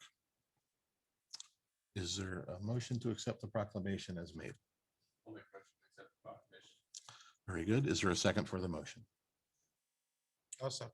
Thank you. Motion's been made by Commissioner Burns, seconded by Commissioner Sweeney. Is there any further discussion? Hearing none, all in favor, please say aye. Aye. Aye. Aye. Is there anyone against? Very good. In favor? Aye. Very good. The motion carries 5-0. Well played, Mr. Davis. Perfect timing. All right.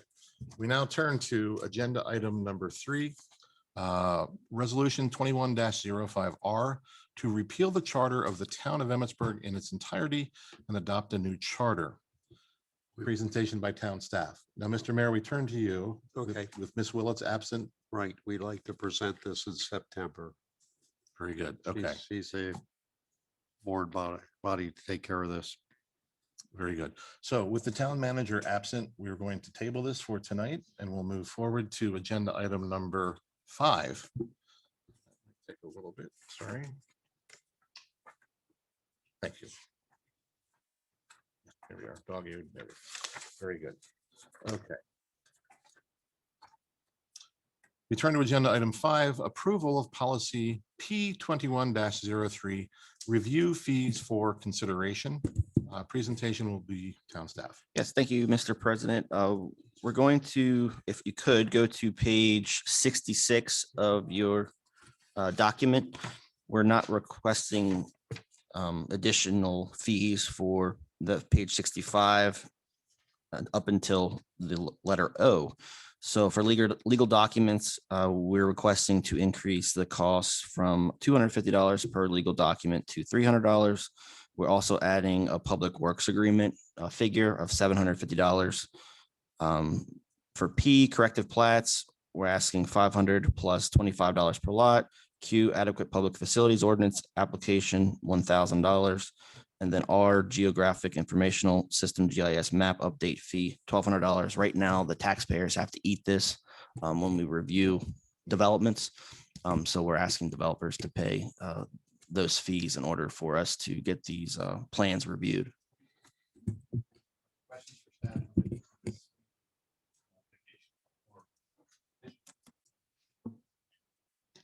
Mr. President. Yeah, that was one of my questions. So all of these legal fees in letters O through R would be for developers, That's correct, sir. because right now, let's look at number R, for example, the GIS map. Sure. So the $1,200, how did we come up with that number? So we have a GIS consultant who handles our GIS maps. Okay, And in particular for this one, when a new development such as Rutters comes in, they have stormwater management ponds, which we then have to add to our GIS system and also to our MS4 maps. So there's a significant cost to the town in order to do that. So instead of the town's taxpayers, just eating that, we're asking for developers to pay for it. and then would that also, let's see, number Q, we recently passed that, I remember, the adequate public facilities ordinance. Could you remind us again what that is? Sure. So that's actually been around, I think, since 2014. I think it's been a while. It's before I was here. So when a new development comes in, they're required to do a traffic study to see what kind of impact the roads have, a water and sewer study, study for emergency management. They have to get a letter from Frederick County stating that the emergency management system's adequate here, which it always is. We have a great fire company and ambulance company. And also for larger developments that have residential aspects, they also have to receive approval from Frederick County School District to see if there's adequate spacing at their schools.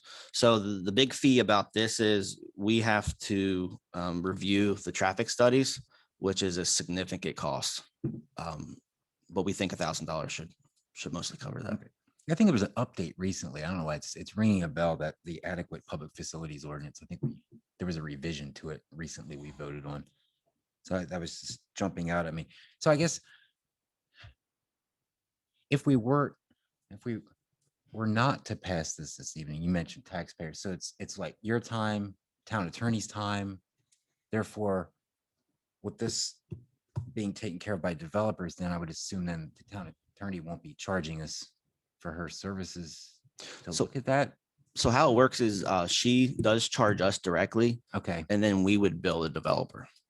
and then it all works out that If- way. Right. If this doesn't get passed, she still charges us, and then we just have to eat it in our general fund. So I guess going forward, my only concern with this, we have a lot of development coming up. So either A, that's going to help us because then, developers gonna be paying for all this. Or it's going to hinder us because the developers are paying for all this. So, I guess you have to. If I could just state, Go ahead. one thing I did miss was I reviewed all of the fees in neighboring jurisdictions to make sure these were fair. Other jurisdictions do charge these, and these are fair. It's an average. I did an average. And, Okay. some are a lot higher, some were a little bit lower, like Thermont. But they haven't updated their fee schedule in a long time. They So did. Yeah, I actually reached out to Thermont too. They didn't know, they didn't have a GIS update, or at least. correct, They were going to ask, they did ask Chris, the planner. yeah, if, but he was out, so, he didn't get back to me yet. I'm assuming he might. But here we are. But Sure. Anyway, yeah, I was just curious. That's all. President O'Donnell. This thing's off. Gosh, thank you, guys. Talk about rusty, very sad. Okay. I just leave mine on to be safe. The question at hand for you, do you feel comfortable with our fees aligning with other communities based on what you have seen and the questions you had asked outside the meeting? Well, no, because I didn't get much information on these. The existing material, which we voted on last summer, which I was opposed to, I wasn't happy with those fees. But I'm a little torn on this too. I'm not quite sure. So I'm just gonna keep quiet for now and turn it over to anyone else who may have questions and further discussion. Sure. Anybody else have questions or comments? No. The only thing I'd throw in, Mr. Ritz, is the alternative is these are things that do have to be managed. I know you know that. And by burdening the developer, ultimately it will go to the home buyer. That is going to be my assumption. So that will affect the price of the property. Mhm. The other side of it, though, is it's either going to be managed by those parties defined, or it's going to be managed by the broader community through, ultimately, I would think, a tax piece. Yeah. You know what I mean? Like, I would anticipate over time, these costs will go up. And that's unfortunate, but I think that's our reality. So my view, and I know you didn't ask for it, but I'm just sharing, is that I think it would go to basically, the citizens of town having to pay more money when we look at the tax rates in the future. So that would be my concern. Got it. Any other questions or comments? No, my only concern is that we're not putting too much on the developers. And this was before any of you all were here, so this has nothing to do with you. But if you go out South Seaton Avenue and you see the provincial house property there where you have a fire hydrant every 200 feet, I thought we were putting a Walmart in there when I saw those fire hydrants. And my answer or my question was, why are all those fire hydrants there? Oh, don't worry about it. The developer can afford it. That's not a very good answer. We got a fire hydrant there for every 3 houses. And, I just don't like doing that and saying, oh, they can afford it. They're making a lot of money. They can afford it. I'm going to trust you and you're going to tell me that this is okay. I'm okay with it. Thank you, sir. Mr. Burns? All right.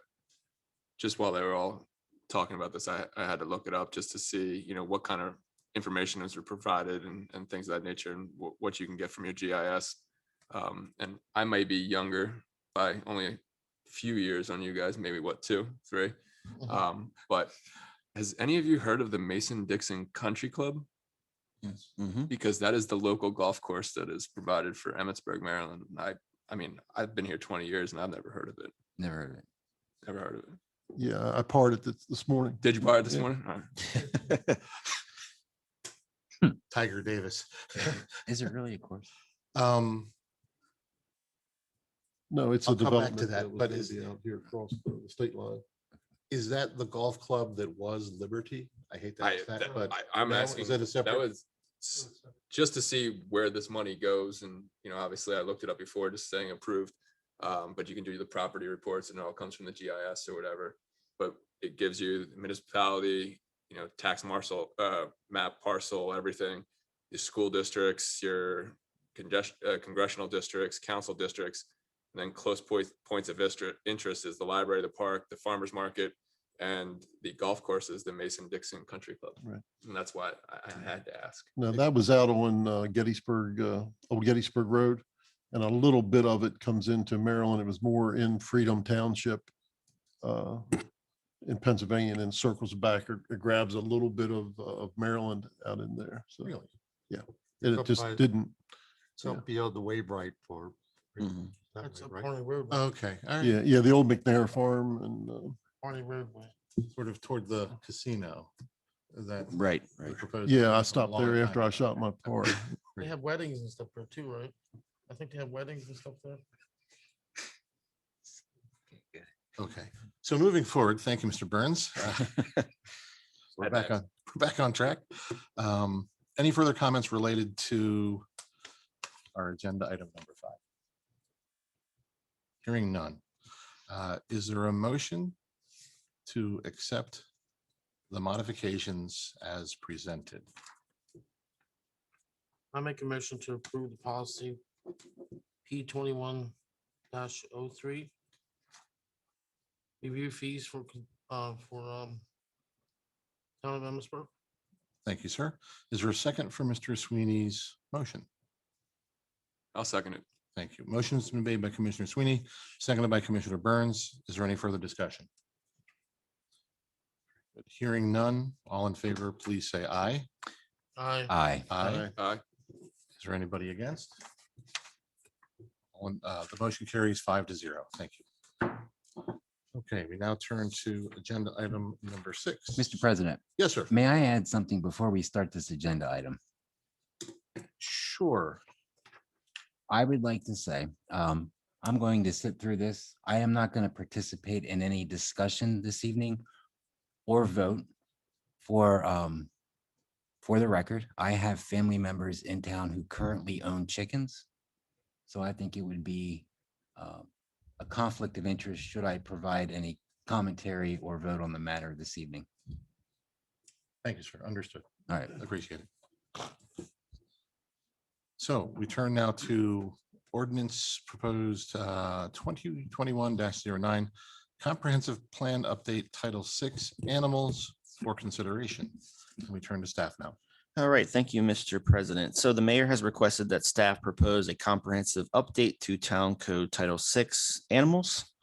The proposed update very closely mimics Frederick County and also Frederick City's animal code. The current code very closely mimicked a much older version of Frederick County's animal code. So Chapter 604, County Animal Control Regulations, Section 60410, adoption of county code. Just as was done with the current code, we are proposing to adopt the Frederick County Animal Control Regulations, Chapter 1-5 with slight modifications as mentioned in subsection B.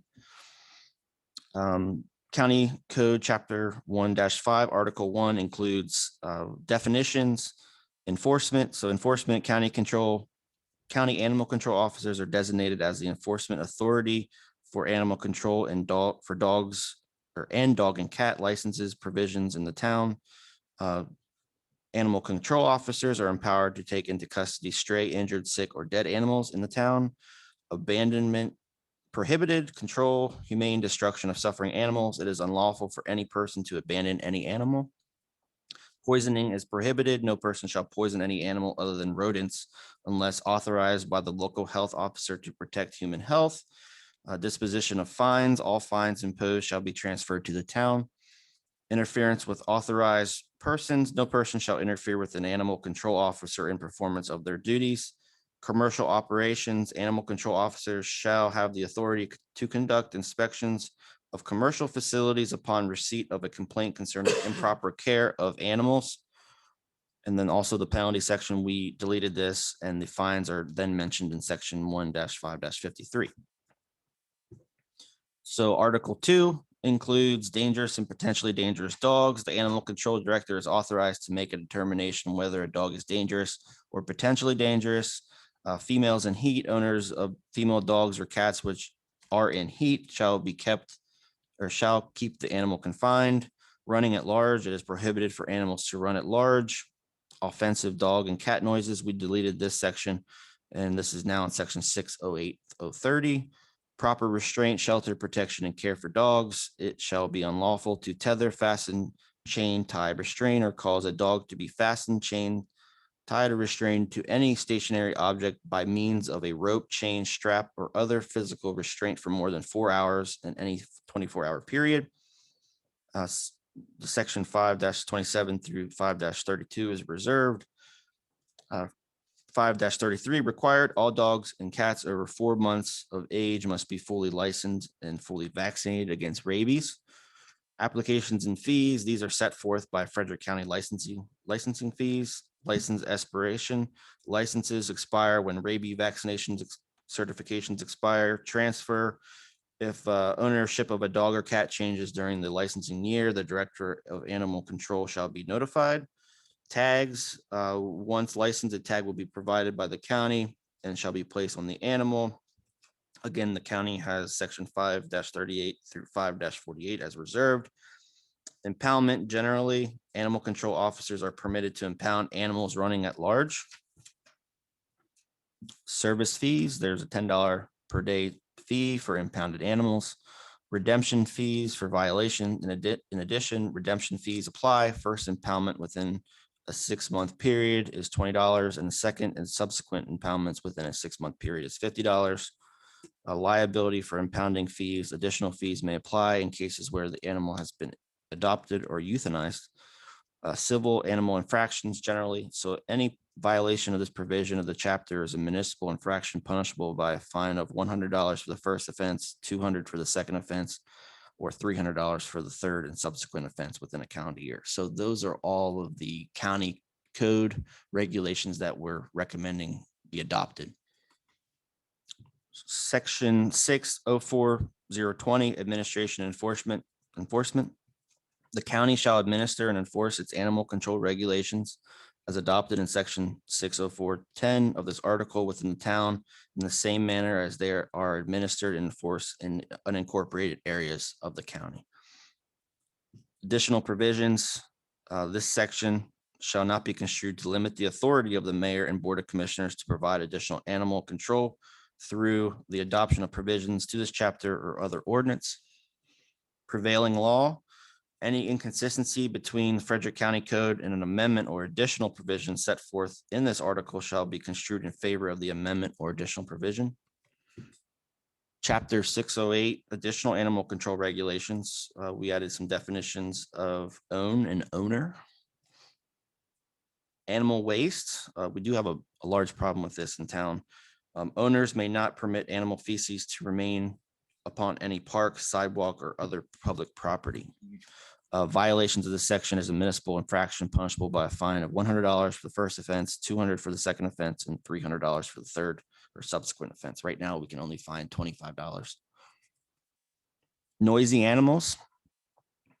Section 60830, an individual may not own any animal which is by barking, howling, or any other audible manner disturbs the peace, order, and quiet in the town. Violation of this section is a municipal infraction punishable by a fine of $100 per day. Each violation continues is deemed a separate offense. Sure. Thank you. A quick question related to that last question about noise. I'm sorry. We're good. With the chicken component to the ordinance, is it accurate that male and female chickens can be held on a property as opposed to just chickens, like roosters versus hens? Well, we're actually going to get to that very soon. But regarding roosters, because it's regarding noise, Right. Right now the mayor is recommending we allow roosters. Okay, very good. Okay. I'll have a second question for you when we get specifically to the birds. Sure. Okay, thank you, sir. All right, where are we? Noise. Okay. Did I go over this? Yes, I did. Okay. Chapter 612. Where am I at? I'm sorry. Livestock and fowl. We have a definition section, as always. Livestock is prohibited unless used exclusively for agricultural activity as defined in our zoning code. Used in connection with commercial, industrial, or educational purposes, including but not limited to meat packing or processing facilities, laboratories, or retail sales, or chickens kept in accordance with chapter 6.16.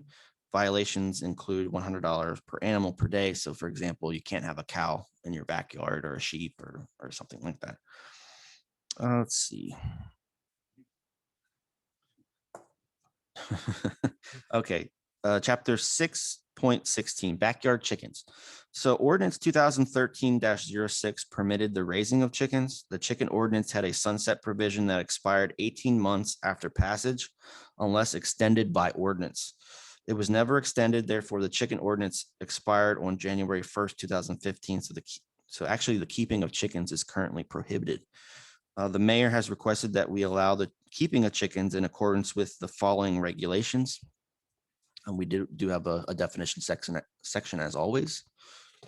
So generally, purpose, it is hereby found and declared that the keeping of chickens in the town supports a local sustainable food system, as well as pest control, animal companionship, and pleasure.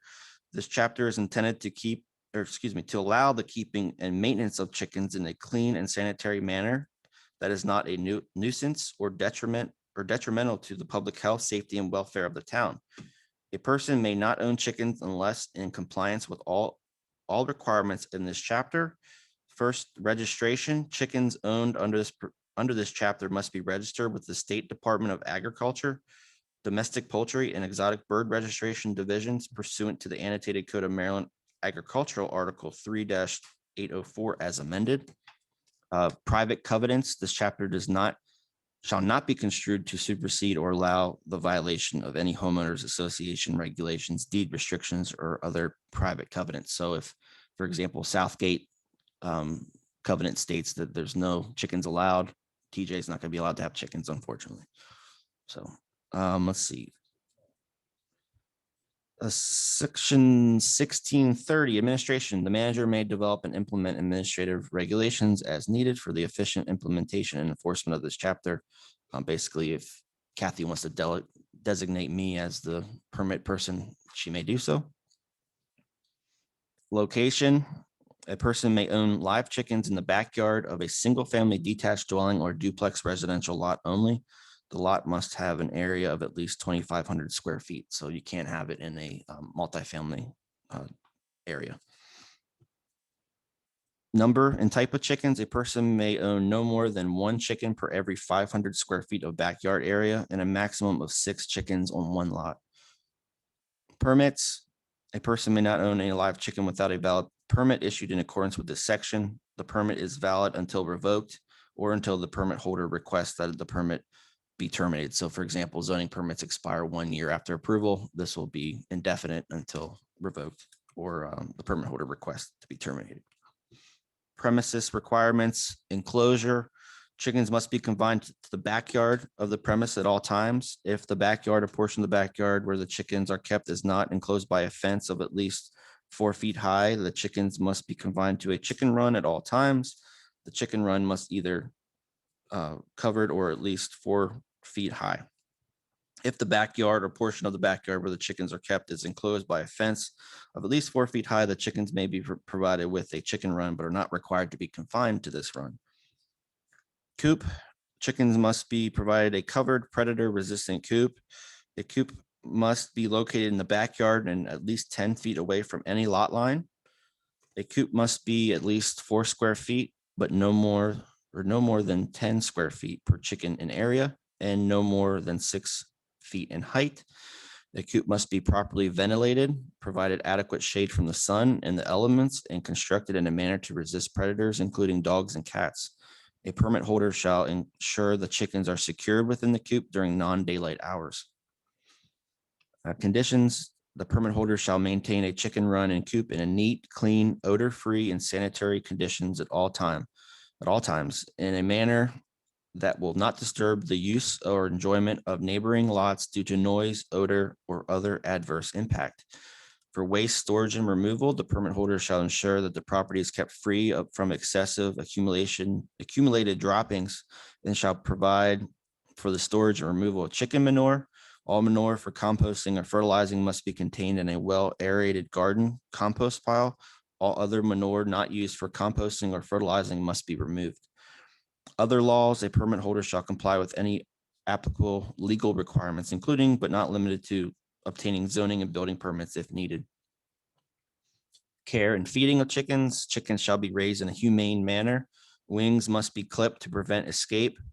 They must have clean food and water at all times, and food must be stored in a rodent-proof container. Dead chickens must be promptly removed in a sanitary manner. Prohibited acts. Chickens cannot live inside a person's home. A permit holder may own chickens for personal use and not commercial use. So they cannot sell the chickens for meat or for eggs. Chickens cannot be slaughtered on premises. Chickens cannot be used for fighting. Enforcement.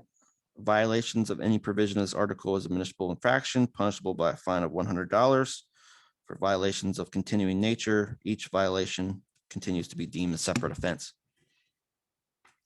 Are there any questions on the chicken ordinance? Yes. The mic is on. Good. With hens and roosters on the property, you have the very high probability of eggs hatching with chicks. And are we putting the property owner on an honor system related to the square footage requirement? Yes. Okay. That's correct. Great. All right. Unless we received a complaint, we wouldn't otherwise know. Okay. Thanks. How's that gonna work with complaints? Say, you have 5 of us as neighbors. Commissioner Sweeney has chickens. Commissioner Davis doesn't object. Commissioner Ritz doesn't object. Commissioner O'Donnell has a problem. How is that going to work out as far as complaints with people? Sure. So as long as they're complying with the code, no citations will be issued. Yeah. Any other questions from the board at this time? I'm not getting any chicken. You're the man in the middle, sorry. Merry Christmas. Good. All right. Press on, please. So apiaries, the mayor has requested that staff add beekeeping as a permitted use in residential zones. Just for reference, Frederick County does allow beekeeping. Let's see, chapter 6.20 apiary intent. It is recognized that honeybees are beneficial to humankind and to Maryland in particular by providing both home garden and agricultural pollination services, as well as furnishing honey, beeswax, and other useful products. The purpose of this chapter is to establish certain requirements for beekeeping within residentially zoned areas within the town. There's our definition section. And standard of practice, beekeeping is permitted as an accessory use in all residential districts when in compliance with the annotated code of Maryland agricultural article sections 5-501 through 5-507 and the following regulations. The apiary must be first registered with the Maryland State Department of Agriculture. Notification of the town's code enforcement officer if the agriculture department revokes their permit. Obtain a permit with the town of Emmitsburg, and completion of a beekeeping educational course with a minimum of 8 hours of instruction from the Maryland Beekeeping Association, Frederick County Beekeeping Association, or other certified master beekeeping course. Location and colony density must be at least 10 feet set back to side and rear property lines, not located in a front yard, 50 feet away from pre-existing swimming pools or kenneled animals, 20 feet away from any existing buildings on adjacent properties, minimum of 2,000 square feet per lot, which is 2 hives. For additional 4,000 square foot, 2 additional hives are permitted, and also provide a supply of fresh water shall be maintained. Inspection. If an inspection is required as a result of a nuisance complaint, the code enforcement officer will inspect the property only and not the beehives. It is recommended that the state or local beekeeping organization be contacted to assist in understanding how the complaint arose and to what extent it is actually caused by the honeybees or beekeeper. So for an example, bee stings are often caused by yellow jackets, hornets, and wasps, and mistakenly blamed on honeybees because the honeybee colonies can be seen unlike many other aggressive stinging insects. And a notice shall be issued to the beekeeper for 48 hours before any inspection. So we would call experts in and we would go take a look at the complaint regarding bees. Nuisance, the use of receptacles for honeybees that do not comply with the annotated code of Maryland agricultural article as amended, hive placement and related bee movement such that the bees without provocation interfere with the reasonable freedom of movement of persons in a public right of way or the location bees have proven impact to the general safety, health, and welfare of general public. And then enforcement, it's a municipal infraction if someone owns bees without meeting the code requirements. A fine could be $100 per day per violation. And that is my presentation, Mr. President. Thank you, sir. Any questions from the board related to these items from the presentation?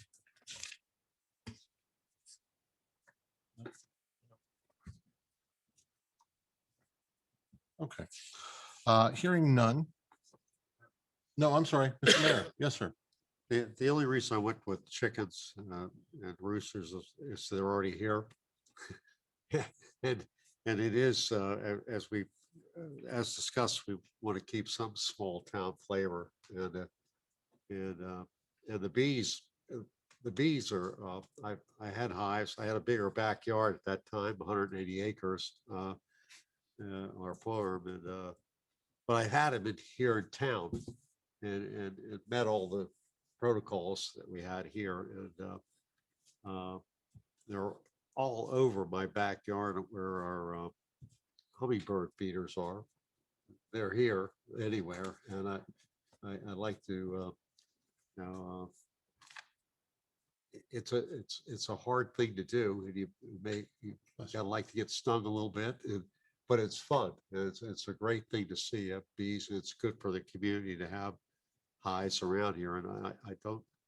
And that's my main encouragement. But with the rooster and the chickens, they're already here, and I can hear them, and I think it just adds to our small time flavor of the town and we want to keep and you benefit from hearing on the farm behind you and I benefit from hearing properties here in town and there are other ones around town, but again, yellow jacks, hornets, wasps are horrible, and the honeybee, they won't bother you. That's all. Any questions from the board? Comments? No? Mr. Sweeney, we know you don't have chickens, don't worry. Well, the bees are suffering, the honeybees are suffering all over Correct. the northern hemisphere. Yes, And anything that we can help keep the honeybees going, because without them, we wouldn't have no flowers or vegetables or anything. absolutely right. Okay, so I'll call to vote. Is there a motion to accept the ordinances as presented? I'll make a motion to accept the ordinance as presented. Thank you. Is there a second for Mr. Burns's motion? I'll second it. Thank you, sir. Motion's been made by Commissioner Burns. It's been seconded by Commissioner Sweeney. Is there any further discussion? Hearing none. All in favor, please say aye. Aye. Aye. Anybody against, please say nay. Nay. Thank you, sir. And we have the motion carries 3-1 with 1 abstention. Thank you. Okay, so we turn to our next agenda items, which are to be postponed. Is that accurate? I'm sorry, what is that? Item Yes, the county, I'm sorry. page Mr. 91 President. of 93. Yes, the county requested we postpone that one more month. Did they give us a context regarding why? They have not had the contract has not been signed with Mr. Waybright, which is the property for this creek relief in order to gain access to it. So Okay. they want to wait one more month. So another step we're waiting on. Okay, good. Thank you. All right, we turn to agenda item 8, which is also to be postponed. That's actually going to be canceled. Oh, Yep. okay. Terrific. Okay. So we now turn to setting the agenda for our September 7th, 2021 town meeting. Yes. So for administrative business, we have 2 items. The first item is proclamation declaring September 2021 as Recovery Month in Emmitsburg for consideration. And then the second item will be proclamation making Juneteenth an annual holiday in Emmitsburg for consideration.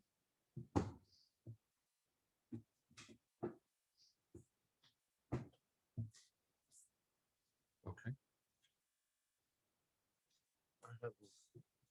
Mr. Sweeney. I would like to put, I don't know if it goes on the consent or an administrative, I have a Sandy Slaughter to be put on the Citizens Advisory Committee. She'll be taking Jennifer Joy, who'll be going off. They no longer live in town. They moved. Okay. Mr. President, Yes, sir. I have an item. Yes, sir. No, I have, those are admin business. I have agenda items too. Okay. Oh, wait. You'll wait. Very good. Okay, we turn back to Ms. Shaw. Okay, so for agenda items, we have 6 total. The first one is hold public hearing and approval of resolution 21-05R to repeal the charter of the town of Emmitsburg in its entirety and adopt a new charter for consideration. Item number 2 would be Creamery Court dedication discussion. Right. Item number 3 would be award stormwater utility feasibility study contract for consideration. Item 4 would be approval of an access easement on the wastewater treatment plant property for the Frederick County Creek Re-Leaf program and authorize mayor to sign on behalf of the town for consideration.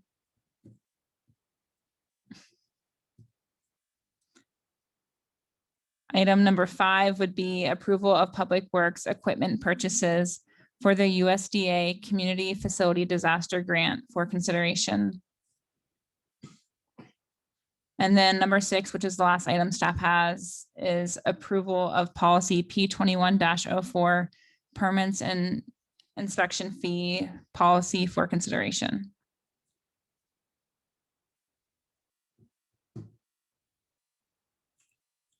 So backing up for a moment,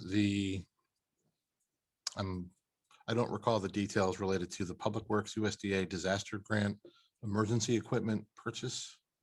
So what is it that we intend to purchase, just as a reminder? And I'm sorry, I don't recall. I know we Yeah, talked that's about it. fine. It was from about a month or 2 ago, but we are putting in to buy a new SCADA system for our wastewater treatment plant and computers, so that would prevent hacking for our wastewater treatment plant. Sure. We're also wanting a multi-use tractor, Okay. and that would be used for streets and just water sewer stuff, and a new backhoe. Ours is very old. Right. And then a work truck for our staff also. Okay. So nothing specific, like in support of the Vigilant Hose Company, not that type of equipment, correct? No, just mostly public works and water sewer equipment. Okay, thank you.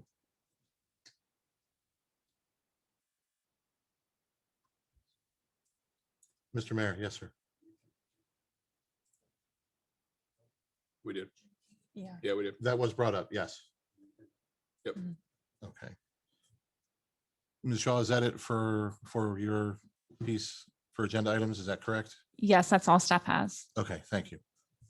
Mr. Ritz. I believe my piece might be administrative business.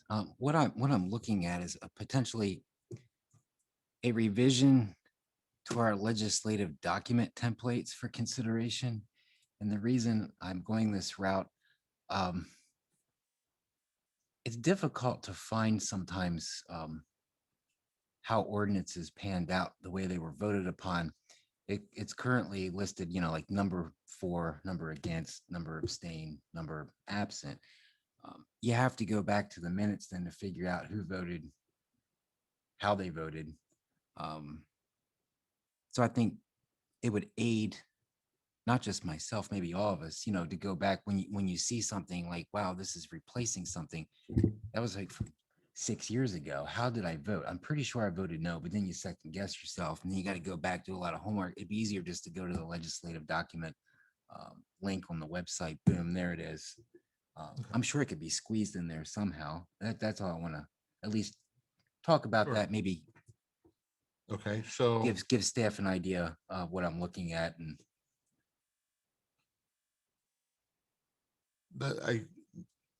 could we do it in 2 parts? Could we do it as sure. a discussion item in administrative business? Mm-hmm. And then with the board consensus, we would move forward, assumingly it gets approved, assuming that we would make it an agenda item in a future meeting, that we would revise the document. Is that like a 2-step process, or would you rather see it all done in one meeting? Because I'm just trying to balance the docket, as it were. Yeah, I understood. It's good. It's gonna have to be a discussion first, because you're assuming that they can just flip a switch and get this done. So Yeah. to vote on it's going to be difficult until it's presented to us, at which point, hey, this can be done. It's not going to cost us, $1,500 a meeting in order to document it all. It's basically taking a Word document and adding a couple words to it. It's a government. It's never that easy. It's a Word document, right? We're Michelle? striving for efficiency. You're both on the same page, no pun intended. Okay. But so I understood. I guess, process administrative business. at sure, first?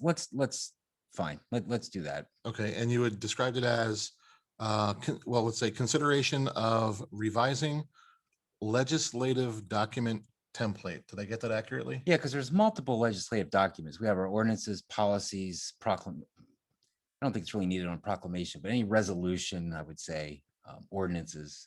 Sure. And how about just any vote taken by the board? Sure, Would that just keep it simpler?